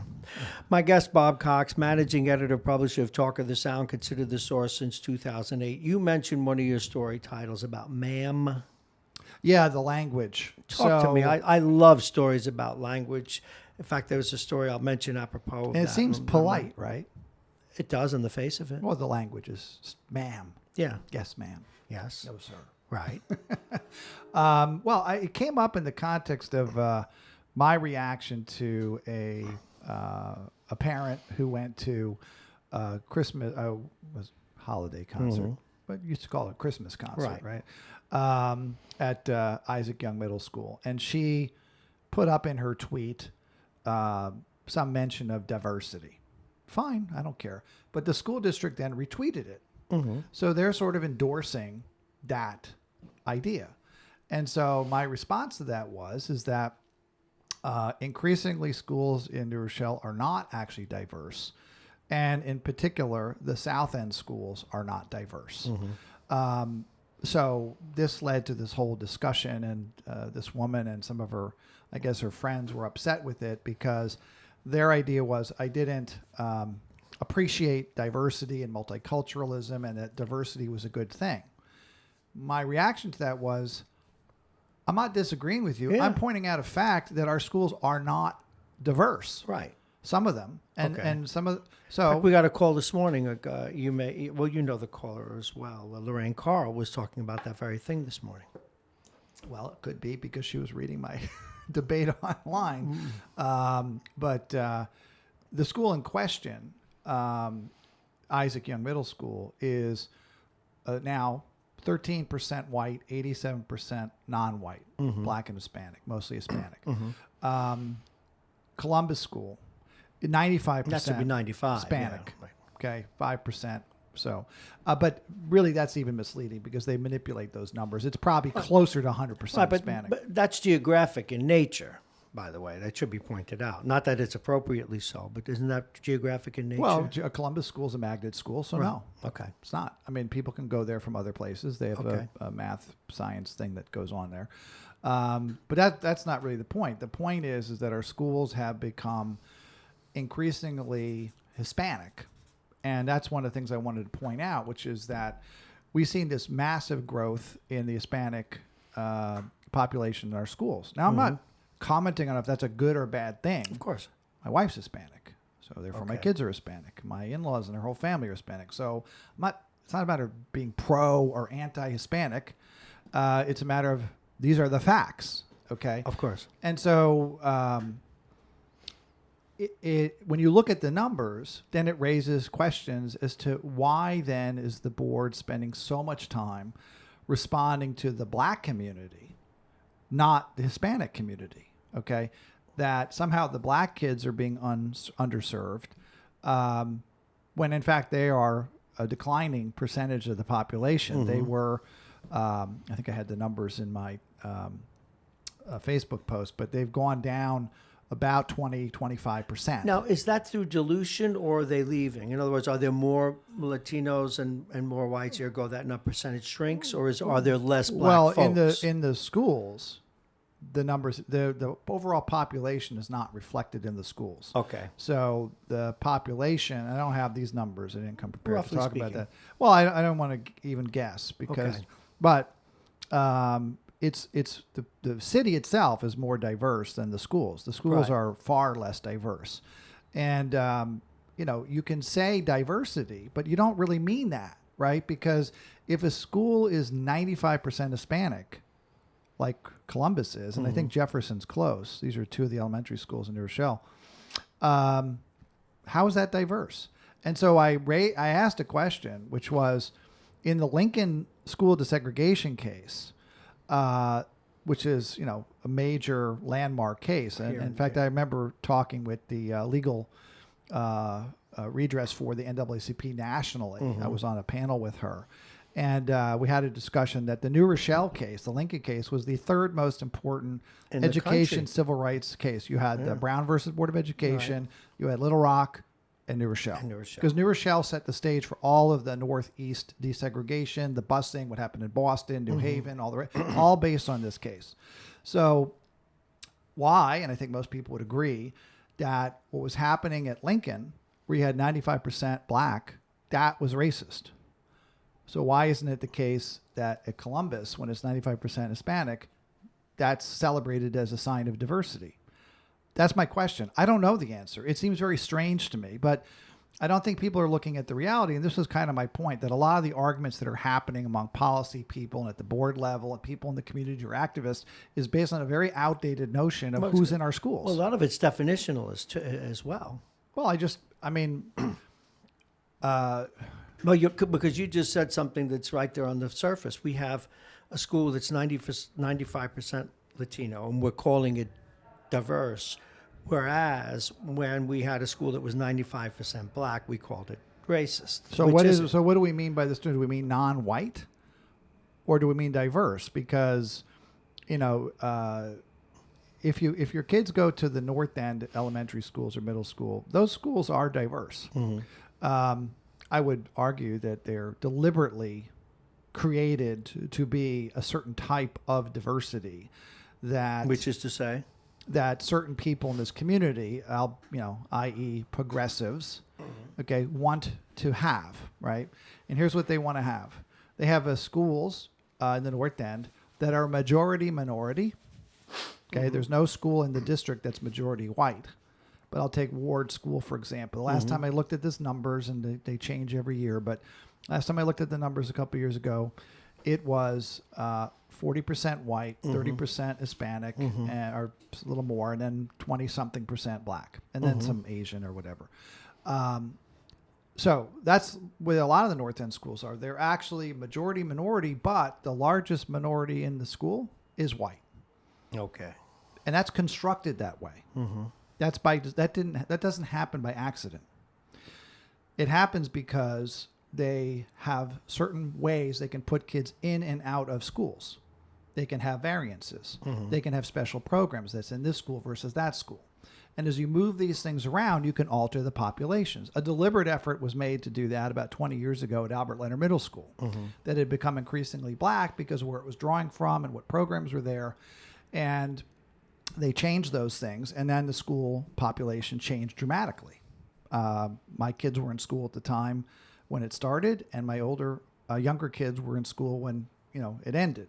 So this is, an interesting question in my mind, which is, what are we really talking about here when we talk about, like the board says in their slogan, celebrating diversity? Well, what are we celebrating? Because a lot of our schools aren't diverse. Now, I don't have a solution to this problem. No, I understood. I'm just saying it's a question. But so then to get to the MAM I was language, just going to, where do you go with this? To get to the MAM language, okay. So if, we've got 60% of the kids in the school district are Hispanic, and we have now a large population of ELL, okay, kids, English language learners, okay, we used to call it English as a second language, okay. So then we have this issue, right, which is that we have these kids who are coming in from Spanish-speaking countries, and we have to have ELL programs to teach them English, right? But increasingly, we have people they're not coming from Mexico. We still have a lot of Mexican people here, that are in our schools. But increasingly, they're from Guatemala. And although they may be a small percentage overall, I would say they're probably the fastest growing of these Hispanic groups. There's just been an influx. I don't know why. Some social scientist can explain to me. I don't know why, but there is definitely an increase. And a lot of these people come from certain provinces in Guatemala, which is a small country, that they speak MAM. They don't speak Spanish. So now you have a double dilemma, right? Not only do they not speak English, they don't even speak Spanish. Is it a Romance language? No, it's a Mayan language. It's a Mayan? Oh, okay. Yeah, and there's about 500,000 people in Guatemala that speak MAM, and I think half of them are in Rochelle. How do you spell that? How do you spell that? M-A-M. M-A-M? M-A-M. And so, the kids come in, and it's difficult for the teachers to work with the kids because there may be teachers that speak Spanish, administrators who speak Spanish, but I don't think we have any that speak MAM. So how do they communicate, with the kids when they first arrive, and how do they communicate with the parents? On top of that, many of these families are really uneducated. So they don't come here with degrees from Harvard. Okay. The moms, many of them have had no education at all. They've never been to school. Some of these kids have never been to school. I mean, they're from, remote areas, poor areas, even in Guatemalan terms. But we need to create a special program for such people, I should think. Well, I don't know what the solution is because I thought about that, it's not like we need to start teaching MAM in our schools.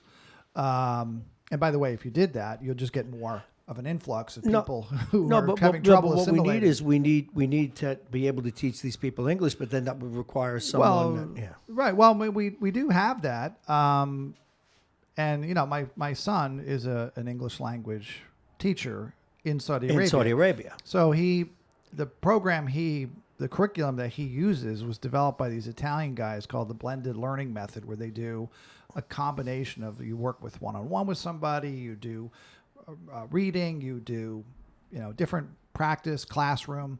It's a mix of things that you do. And there's like 20 steps that you go through, and you can kind of measure your proficiency using what's called the TOEFL exam, TOEFL, the test on foreign languages. And that's how they sort of monitor how people are progressing. Sure. So that method doesn't depend on the language, because the company my son works for is in China, Vietnam, all over Europe, Africa. Sure. So it's not a matter of Arabic to English. It's a matter of nothing in particular to English. Right. And so I don't know what we do.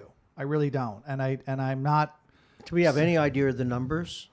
I'd be curious to know. I mean, as I said, it's a small number, relatively, but it is certainly the fastest growing. I mean, it's a classic. It's a native, well, if you will, it's the Americas, a Native American language. It's an Aboriginal language. It's kind of interesting that it's a language that emanated from people who were here for thousands of years, as opposed to it goes back Europe. about 5,000 years. Yeah, it's as a very matter of interesting fact. stuff. I mean, I'm wondering in the Southwest, and this is totally an open-ended, small brain question, if we have American Indians, so-called, that only speak their native tongue. You know, Probably I not. seriously, It's just an interesting question. I seriously doubt it, because our government made sure to, first of all, kill as many and people beat, as they and could, beat the language out of them. and make it basically a crime. Yeah. You know, and not just speaking Native American languages or Indian languages, but I was watching this Linda Ronstadt documentary the other day, and she talked about when she grew up in Arizona, but near the Mexican border, that her family spoke Spanish, but she didn't learn Spanish because when she went to school, you would, you know, get beaten for speaking Literally? Spanish on the playground. Literally beaten? That's what she said. Oh, well, at least from the other kids, though, not necessarily. No, the schools, that From it the was teachers? prohibited. Yeah, they just only wanted people to speak English. And so they like what happens in our schools where kids speak their family, you know, their language in home. No, those kids would have gotten in big trouble. It's interesting how it evolved. I know my grandmother spoke Italian, but was born here and spoke English. My mom spoke both. And I don't know a word of Italian. I know a couple of curses because my grandmother used to yell them at me. Well, so, you know, the point I was raising was, and this is not like a new thing. I mean, No, the but it's board's an been interesting discussing problem. it, but I've just, it's worth pointing out. Okay, it's not like I'm losing sleep over this, but it's worth pointing out that a lot of the discussions that are happening at board meetings in the school district are about, you know, a past socioeconomic demographic of our schools that doesn't exist anymore. Okay, if this school district is going to succeed, okay, it's going to have to figure out a way to do the best it can for these families that are coming from outside the country who don't speak English, who don't necessarily even speak Spanish, and we have to get them to be able to learn the language. I heard a bit of your interview with Hezi yes, earlier, and so this is the dilemma, and so and you know, I'm being deliberately provocative here, right? Yeah, So, of course. People can call in, I guess, if they want it and say they hate my guts. But the fact is, having a conversation like the biggest problem in our school district is the black population, isn't borne out by the facts. No, That is a it's not. declining percentage of the population. The Black Opportunity District politically in New Rochelle is District 3. That has become increasingly Hispanic, and is sort of a metaphor. The representative, Yadiro Ramos Herbert, Sure. is black and Hispanic. And I would think that at some point down the road, you'll have somebody who's 100% Hispanic, and District 3 and possibly District 1 will be exclusively Hispanic. That's not really being reflected in what's happening with the schools. But if people, and they do, want to get up at board meetings, New Roar, Indivisible Westchester, the Collective, whatever, my good friend Mark McLean from the NAACP, want to talk about that we have to have administrators and teachers that look like our students. Some. No, that's what they say. No, I know. Okay. No, I'm just saying some. You Well, know. if they want to make that argument, first of all, I'd say two things about that. One, how about sound like, not look like? Because maybe we should have more teachers who are bilingual Spanish. Mm-hmm. But if we want more administrators and teachers that look like our students, then you're talking about increasing the number of Hispanic administrators and teachers. And I'm not saying decrease, but the black population of our schools has declined significantly over the past 10 years. So why the focus on the black community when we should be focusing on Hispanic? Just you said something earlier, and I wrote a little note here, and it's stuck in my tiny brain. By the way, if you want to hit me on Twitter and Facebook and call me a racist for saying that, I don't really care. That's not racist. I know, but it's people just analytical. People will hit me for that. No. I just these are facts. He's used to these it. These are the numbers. Well, I have a question for you regarding that, Robert. You had mentioned that the demographics that exist in the city are not consistent with the demographics that are in the schools. Mm-hmm. And I want to go back. Where are the white students going then? Are they going to private schools? Are they going out of district? Ask Jeffrey Hasty. Next time you have him on. Why would well, his kid went to Fordham. Okay. I mean, people are sending their kids. So if you live in the South End and you're white, okay, you're mostly not sending your kids to the public schools. You're sending them to Our Lady Perpetual Help in Pelham. You're sending them to St. John and Paul because a lot of the population in the South End is Catholic. So they're sending them to the Catholic elementary schools. They were sending them to Holy Name. Now they send them to Holy Family. So you're seeing that they're using the Catholic parochial schools, some, and other private schools.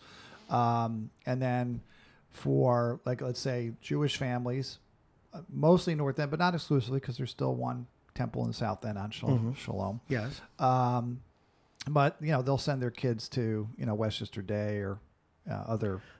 Okay, what about the black community?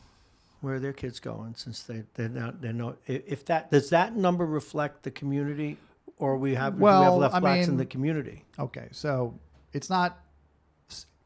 So I don't like, and I said this I intimated this in my social media commentary. Mm-hmm. We look at all these numbers and then we say we have to have these policies based on black, white, Hispanic. Okay, but maybe, categorizing our students based on black, white, and Hispanic doesn't actually tell you what their needs are. Oh, it doesn't. Okay, because it doesn't matter if you're black, white, or Hispanic or anything else, Asian. I think there's Alaskan, like Eskimo or whatever they call them. Okay, but mostly we're black, white, Hispanic, and a little bit of Asian, which can be Indian or Chinese or whatever. But that, for those of you who haven't traveled, Asia's really big. Right? No, okay. So do we have any Indonesians? Speaking of Asia, I probably have Indonesians. Hey, here's one for you. How would you categorize a white from South Africa? Well, they're African. The African Americans. Well, if they become Americans, I suppose they are. Like Elon Musk, I guess. Well, they're Caucasian African Americans. I mean, they are. I don't think they're that's Caucasian a big problem. African. No, I'm just saying. In our schools, I don't think we have a lot of South Africans. So go back. I'm sorry. But I'll take Charlize Theron. Yeah, I'll take her and keep her now that we're both in trouble. All right, continue. I mean, that's a Dave Chappelle joke, and I won't even get into. No, but if you ever watch the show, you know exactly what I'm talking about. You're listening to Mornings with Bob Marrone. This is our long-form interview here on Radio Westchester. Each and every Monday, we meet with journalist Bob Cox for an hour, and as always, it's interesting. Time flies when you're here. So where do we go with all this? Well, because you said it right. I mean, excuse my interruption one more time. It's less about race, and there are other issues that we may need to start dividing people. Well, we know what the issues are, and this is what's frustrating about listening to these idiots from New York talk. Okay, because they talk a lot about a series of academic studies that were done, which I basically introduced as a conversation into this community. Along with Mark McLean and to a certain extent Dorothy Oliver, both from the NAACP. This was 10 years ago. And it's metastasized into this idea that we have to have all black teachers and all black administrators. And if we don't have that, then the black community is being disrespected and underserved and all this kind of stuff. But these people haven't read any of the studies. They don't really have any idea what they say. But there isn't any study that says that a black kid can't succeed unless he has a black teacher. But they say that. Okay, that's absolutely false. Okay, and I'm going to get into that. So I've given people on social media at least a heads up that I've been working on something since September because I finally had enough of these idiots at New Roar. And so I'm going to address it. Now, is soon this enough. a piece, or are you going to actually? I'm going to give remarks to the board. Okay. And it'll also be a piece, so they'll go out together. I won't be at the next board meeting. I'm going to see Porgy and Bess, which is about as politically incorrect as you can get. It's at the Metropolitan Opera. Good for you. But I'm very excited to go see that. Great music. Well, I'm excited because I've never been to an opera that is in English. Is that right? No, they're all in Italian. No, I know, or German but or Russian or whatever. I'm going to one later in the year. I think it's Czech. So not a lot of English. So I'm excited. Just I won't have to, look at the subtitles. Right. And I can just. Or sometimes, the way the new Rochelle opera does something across the top. Super titles. Yeah, super titles. Yeah. So in any case, so I won't be at the next board meeting, but hopefully I'll be at one soon enough, and I'll be able to address this. Will you have enough time to do that? Aren't you limited to 3 minutes? I can do it in 3 minutes. Okay. I can do it in 2 minutes. Well, I can do it. I can do it in a minute. We'll certainly have you Name do it that here when tune. you're ready. Name that. In any case, so the stuff they're saying isn't true, okay? But there are studies out there. In fact, they're well known. I've talked about them for a long time, and they say that the success of students in schools is basically correlated off of the job of the father. Yeah, you mentioned and the education of the mother. So I mention that because what we really have is education-sensitive parents and not. That's really the split. And it doesn't matter if you're rich or poor, black or white or Hispanic, if you are very invested in your kid's education.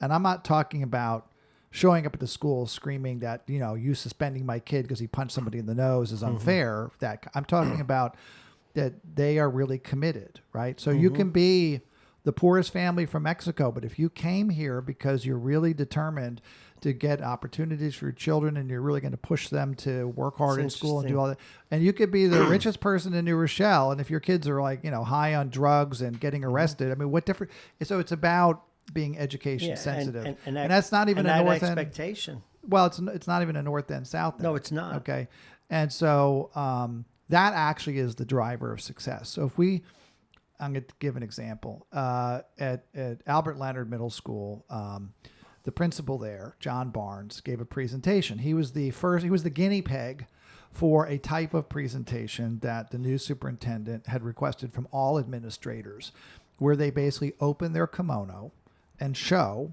what the data is for things about who's in what class and who's getting special programs and who's doing this and who's getting suspended and absenteeism and all these other numbers. Okay.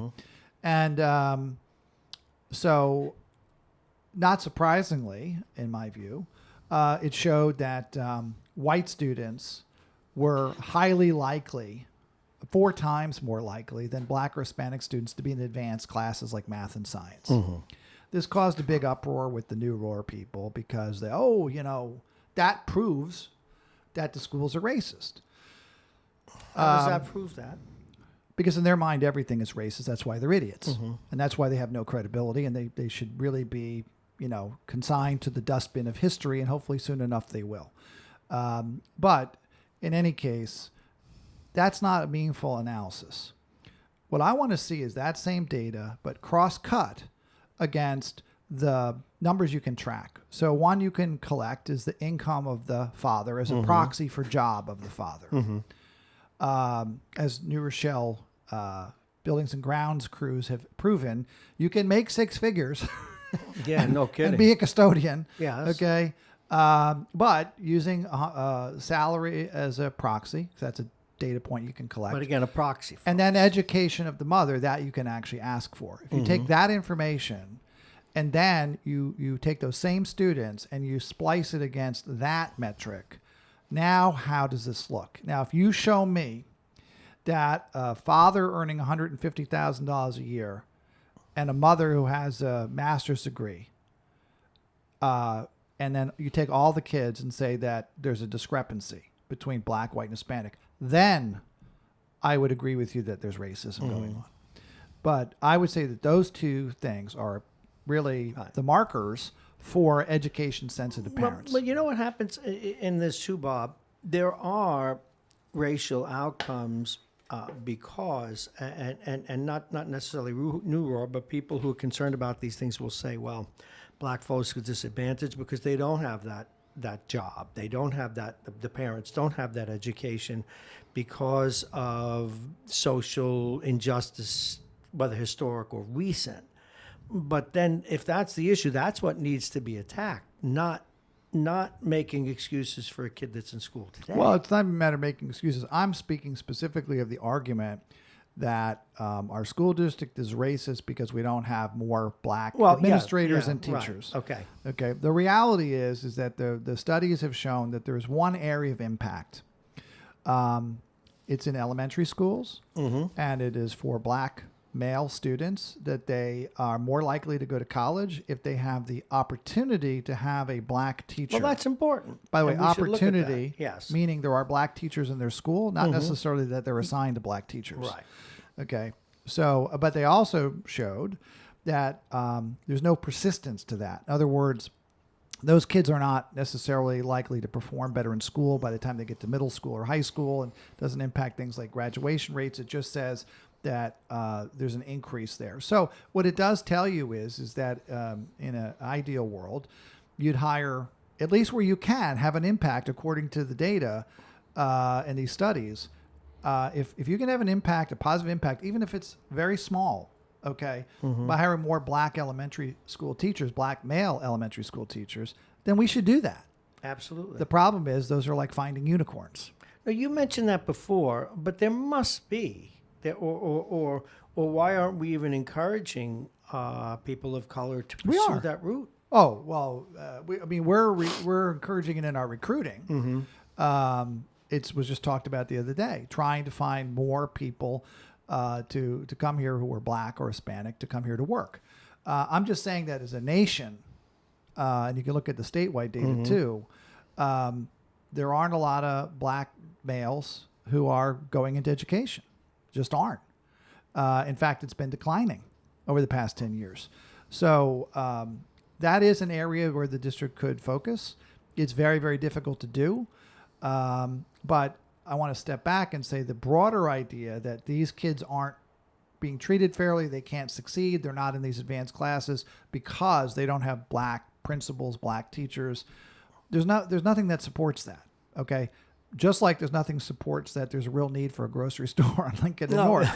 Okay. These are political conversations, and that's fine because politics is reality. But I'm just sort of pointing out that there's no actual basis for any of this. You can say whatever you want, but here's what the reality is. And see, for me, I do want to address the issue. Okay. And I'm saying that for this community, of course, we want minority students to succeed. We want them all to graduate. We want them all to go to college. But you're not going to accomplish that by putting all your energy into having a fight over why the principal of New Rochelle High School isn't black. But yeah, that's right. Okay, it has nothing to do with it at all. It doesn't solve anything. It doesn't address a single thing. Okay, I'm not saying don't hire a black principal, but don't act like that's going to solve the problem. And in fact, we saw what happened with we've had two black principals in the recent history, James Gaddy and Reggie Richardson. And I don't really know enough about James Gaddy's track record, but I think that Reggie's track record is pretty bad, right? We had major scandal with Apex, and it really brought into question the validity of the diplomas that were being given out. It certainly undermined all the claims he made about the graduation rates, were obviously bogus. And then, of course, we had tremendous school violence. So that's not because Reggie's black. Right. It's because he was out of his depth. We could bring in another black principal. He may be great. They're not good or bad because they're black, white, or Hispanic. They're good because they're good. And we had a white superintendent who failed as well. So. We've had a series of them. Yes. So it's endemic. That isn't the solution either. The reality is there's no good system. There's good people. Are there people on our board that can speak with the level of sophistication that you just did? And if so, are they muted or are they shouted down, or is it politically unacceptable to go there? Are you asking me sort of their knowledge and intelligence? Yeah, both. Well, I think that because it's one thing, you could be the most knowledgeable person in the world and not express it, and that's of no value if you're on the board. Well, I would say that if I had to pick, right, I'd say Todd Kern is somebody who's well educated, somebody who has a deep knowledge of education. But when I hear him talk, it usually takes him a while to get around to actually saying something. And is he overly careful, or just one of those people? I don't know. I mean, maybe you can interview him someday. But you're asking me who I think the smarter people. I think that Paul Warhit's a smart guy. He's vice president of the board. But Paul has a tendency to basically constantly split the baby. Everything is really, really good, and but I'm concerned. But he never really kind of gets to a point.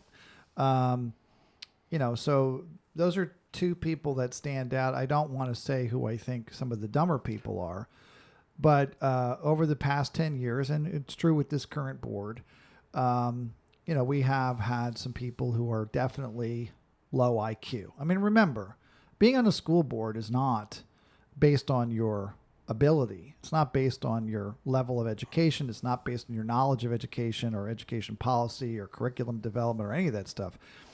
It's a popularity contest. No, as most elections are. Okay, and it shouldn't matter too much if you have a strong superintendent and administration that's running the district. And it is always good to have the Bob Marrones, the average Joes on the committee that at least know what they want their kids to be able to do when they graduate. Well, I don't think that our goal is. I don't think our goal is mediocrity, Bob. Well, there we go. Ring. I like this. I well, can you control walked it. right into it. I did. I just thumbed you a little. No, I mean, ideally, we'd have people who, are well educated and knowledgeable about some aspect of what a school district does. It doesn't have to be education. It could be somebody with a business background. It could be with somebody with a psychology background. There's a lot of things that would, make somebody a good board member. But I think the most I've been on boards, and probably you have too. Mm-hmm. Okay, the job of a board member is not to run anything. It's not to make decisions. And this is something that's gotten lost in our district over the past 2 years, in particular, one way, and then the other way for decades. Okay, so the board in New Rochelle has been terrible for years. Okay, and I've commented on this to the board, and it's funny how they reacted. The one time I brought it up, I remember they had a number of years ago, the head of People Services gave a presentation, Dr. Rhonda Jones. She had obviously put a lot of work into it. It was actually a very strong presentation. A lot of information, well laid out, what we call good vertical and horizontal logic, meaning every slide was supported by data beneath it, and then the headlines made sense. They kind of were a narrative. It was one of the best presentations I had seen. And the board sat there and said nothing. So then they moved on to the next person. When I got up to speak, I said, look, Dr. Jones obviously put a lot of work into that. And then when she was done, you all sat there and had no questions for her. Obviously, you hadn't looked at her presentation beforehand. You really weren't paying attention to what she said. The idea that it didn't suggest any questions you might ask is troubling. It really raises the question of why are you on the board if you're going to ask somebody like that, okay, people services is special ed, psychology, right? Mm-hmm. And then you don't have any questions for that person. So they sat there kind of glum. At the next meeting, a person got up, gave a particularly weak presentation about a very unimportant issue, and all the hands went up from the board. Well, we're going to all now ask questions. So for one meeting, they asked a bunch of questions. But really, that is the job of board members, of any organization, is to be asking questions of the people running things and try to understand and maybe shape policy through their questions. But at the end of the day, it's to let the people you hired to run the district run it. And we haven't been doing that for a couple of years. And really, we haven't, 2 years now, we've had the board trying to run it. And that's a real problem. Well, once again, the time flies. How do we do on our list? Well, you're going to get some more next The football awards. Can you give me, let's take another minute. Give me them. Well, just that all of the state awards, whether it's the Writers Association or whatever, they all went to New Rochelle people. So the coach, the assistant coaches are all coaches of the year. The players were the players of the year. So I guess it's what happens when you win a state championship, but sort of a remarkable testimony and sort of a coda to Lou DiGiorenzio's coaching career in New Rochelle, because he really went out on top in a pretty He did go out on way. top. Good for him. Do we know if he has a gig yet? No comment. Okay. That means he knows. To be determined. Okay, but it helps that we may have some news on that soon enough. If we don't have a breaking story from Bob Cox, and we'll always break into the show to bring you that means you will want to listen again next Monday at 9 o'clock if indeed you don't hear from him. And before. if you didn't watch on TV and you only listened on the audio, be sure to take a look at the TV. So no, I don't think you want to do that. It's frightening. You see my eyeglass pop out. You missed the eyeglass thing if you weren't watching on video. Folks, please acknowledge Bob Cox. He is the managing editor, publisher, Talk of the Sound. Consider the source since 2008. Thank you very much. Once again, folks, when he's on, the time just flies. It is 10:03, worthy going a minute or two late. You've been listening to Mornings with Bob Marrone. I am he. This is Radio Westchester, the radio station at the train station. You can listen live on RadioWestchester.com. Go to that MyTuner app and then put RadioWestchester.com on it, and you have it on your phone. You just press the button, you're there. Facebook, Instagram, YouTube, Periscope. We're podcasting now on iTunes, soon to on Spotify. And we have one more change to make so that you can listen on your, I guess you call it Alexa or whatever. Thank you very much for listening today. We'll see you tomorrow. I'm Bob Marrone. Thank you so much.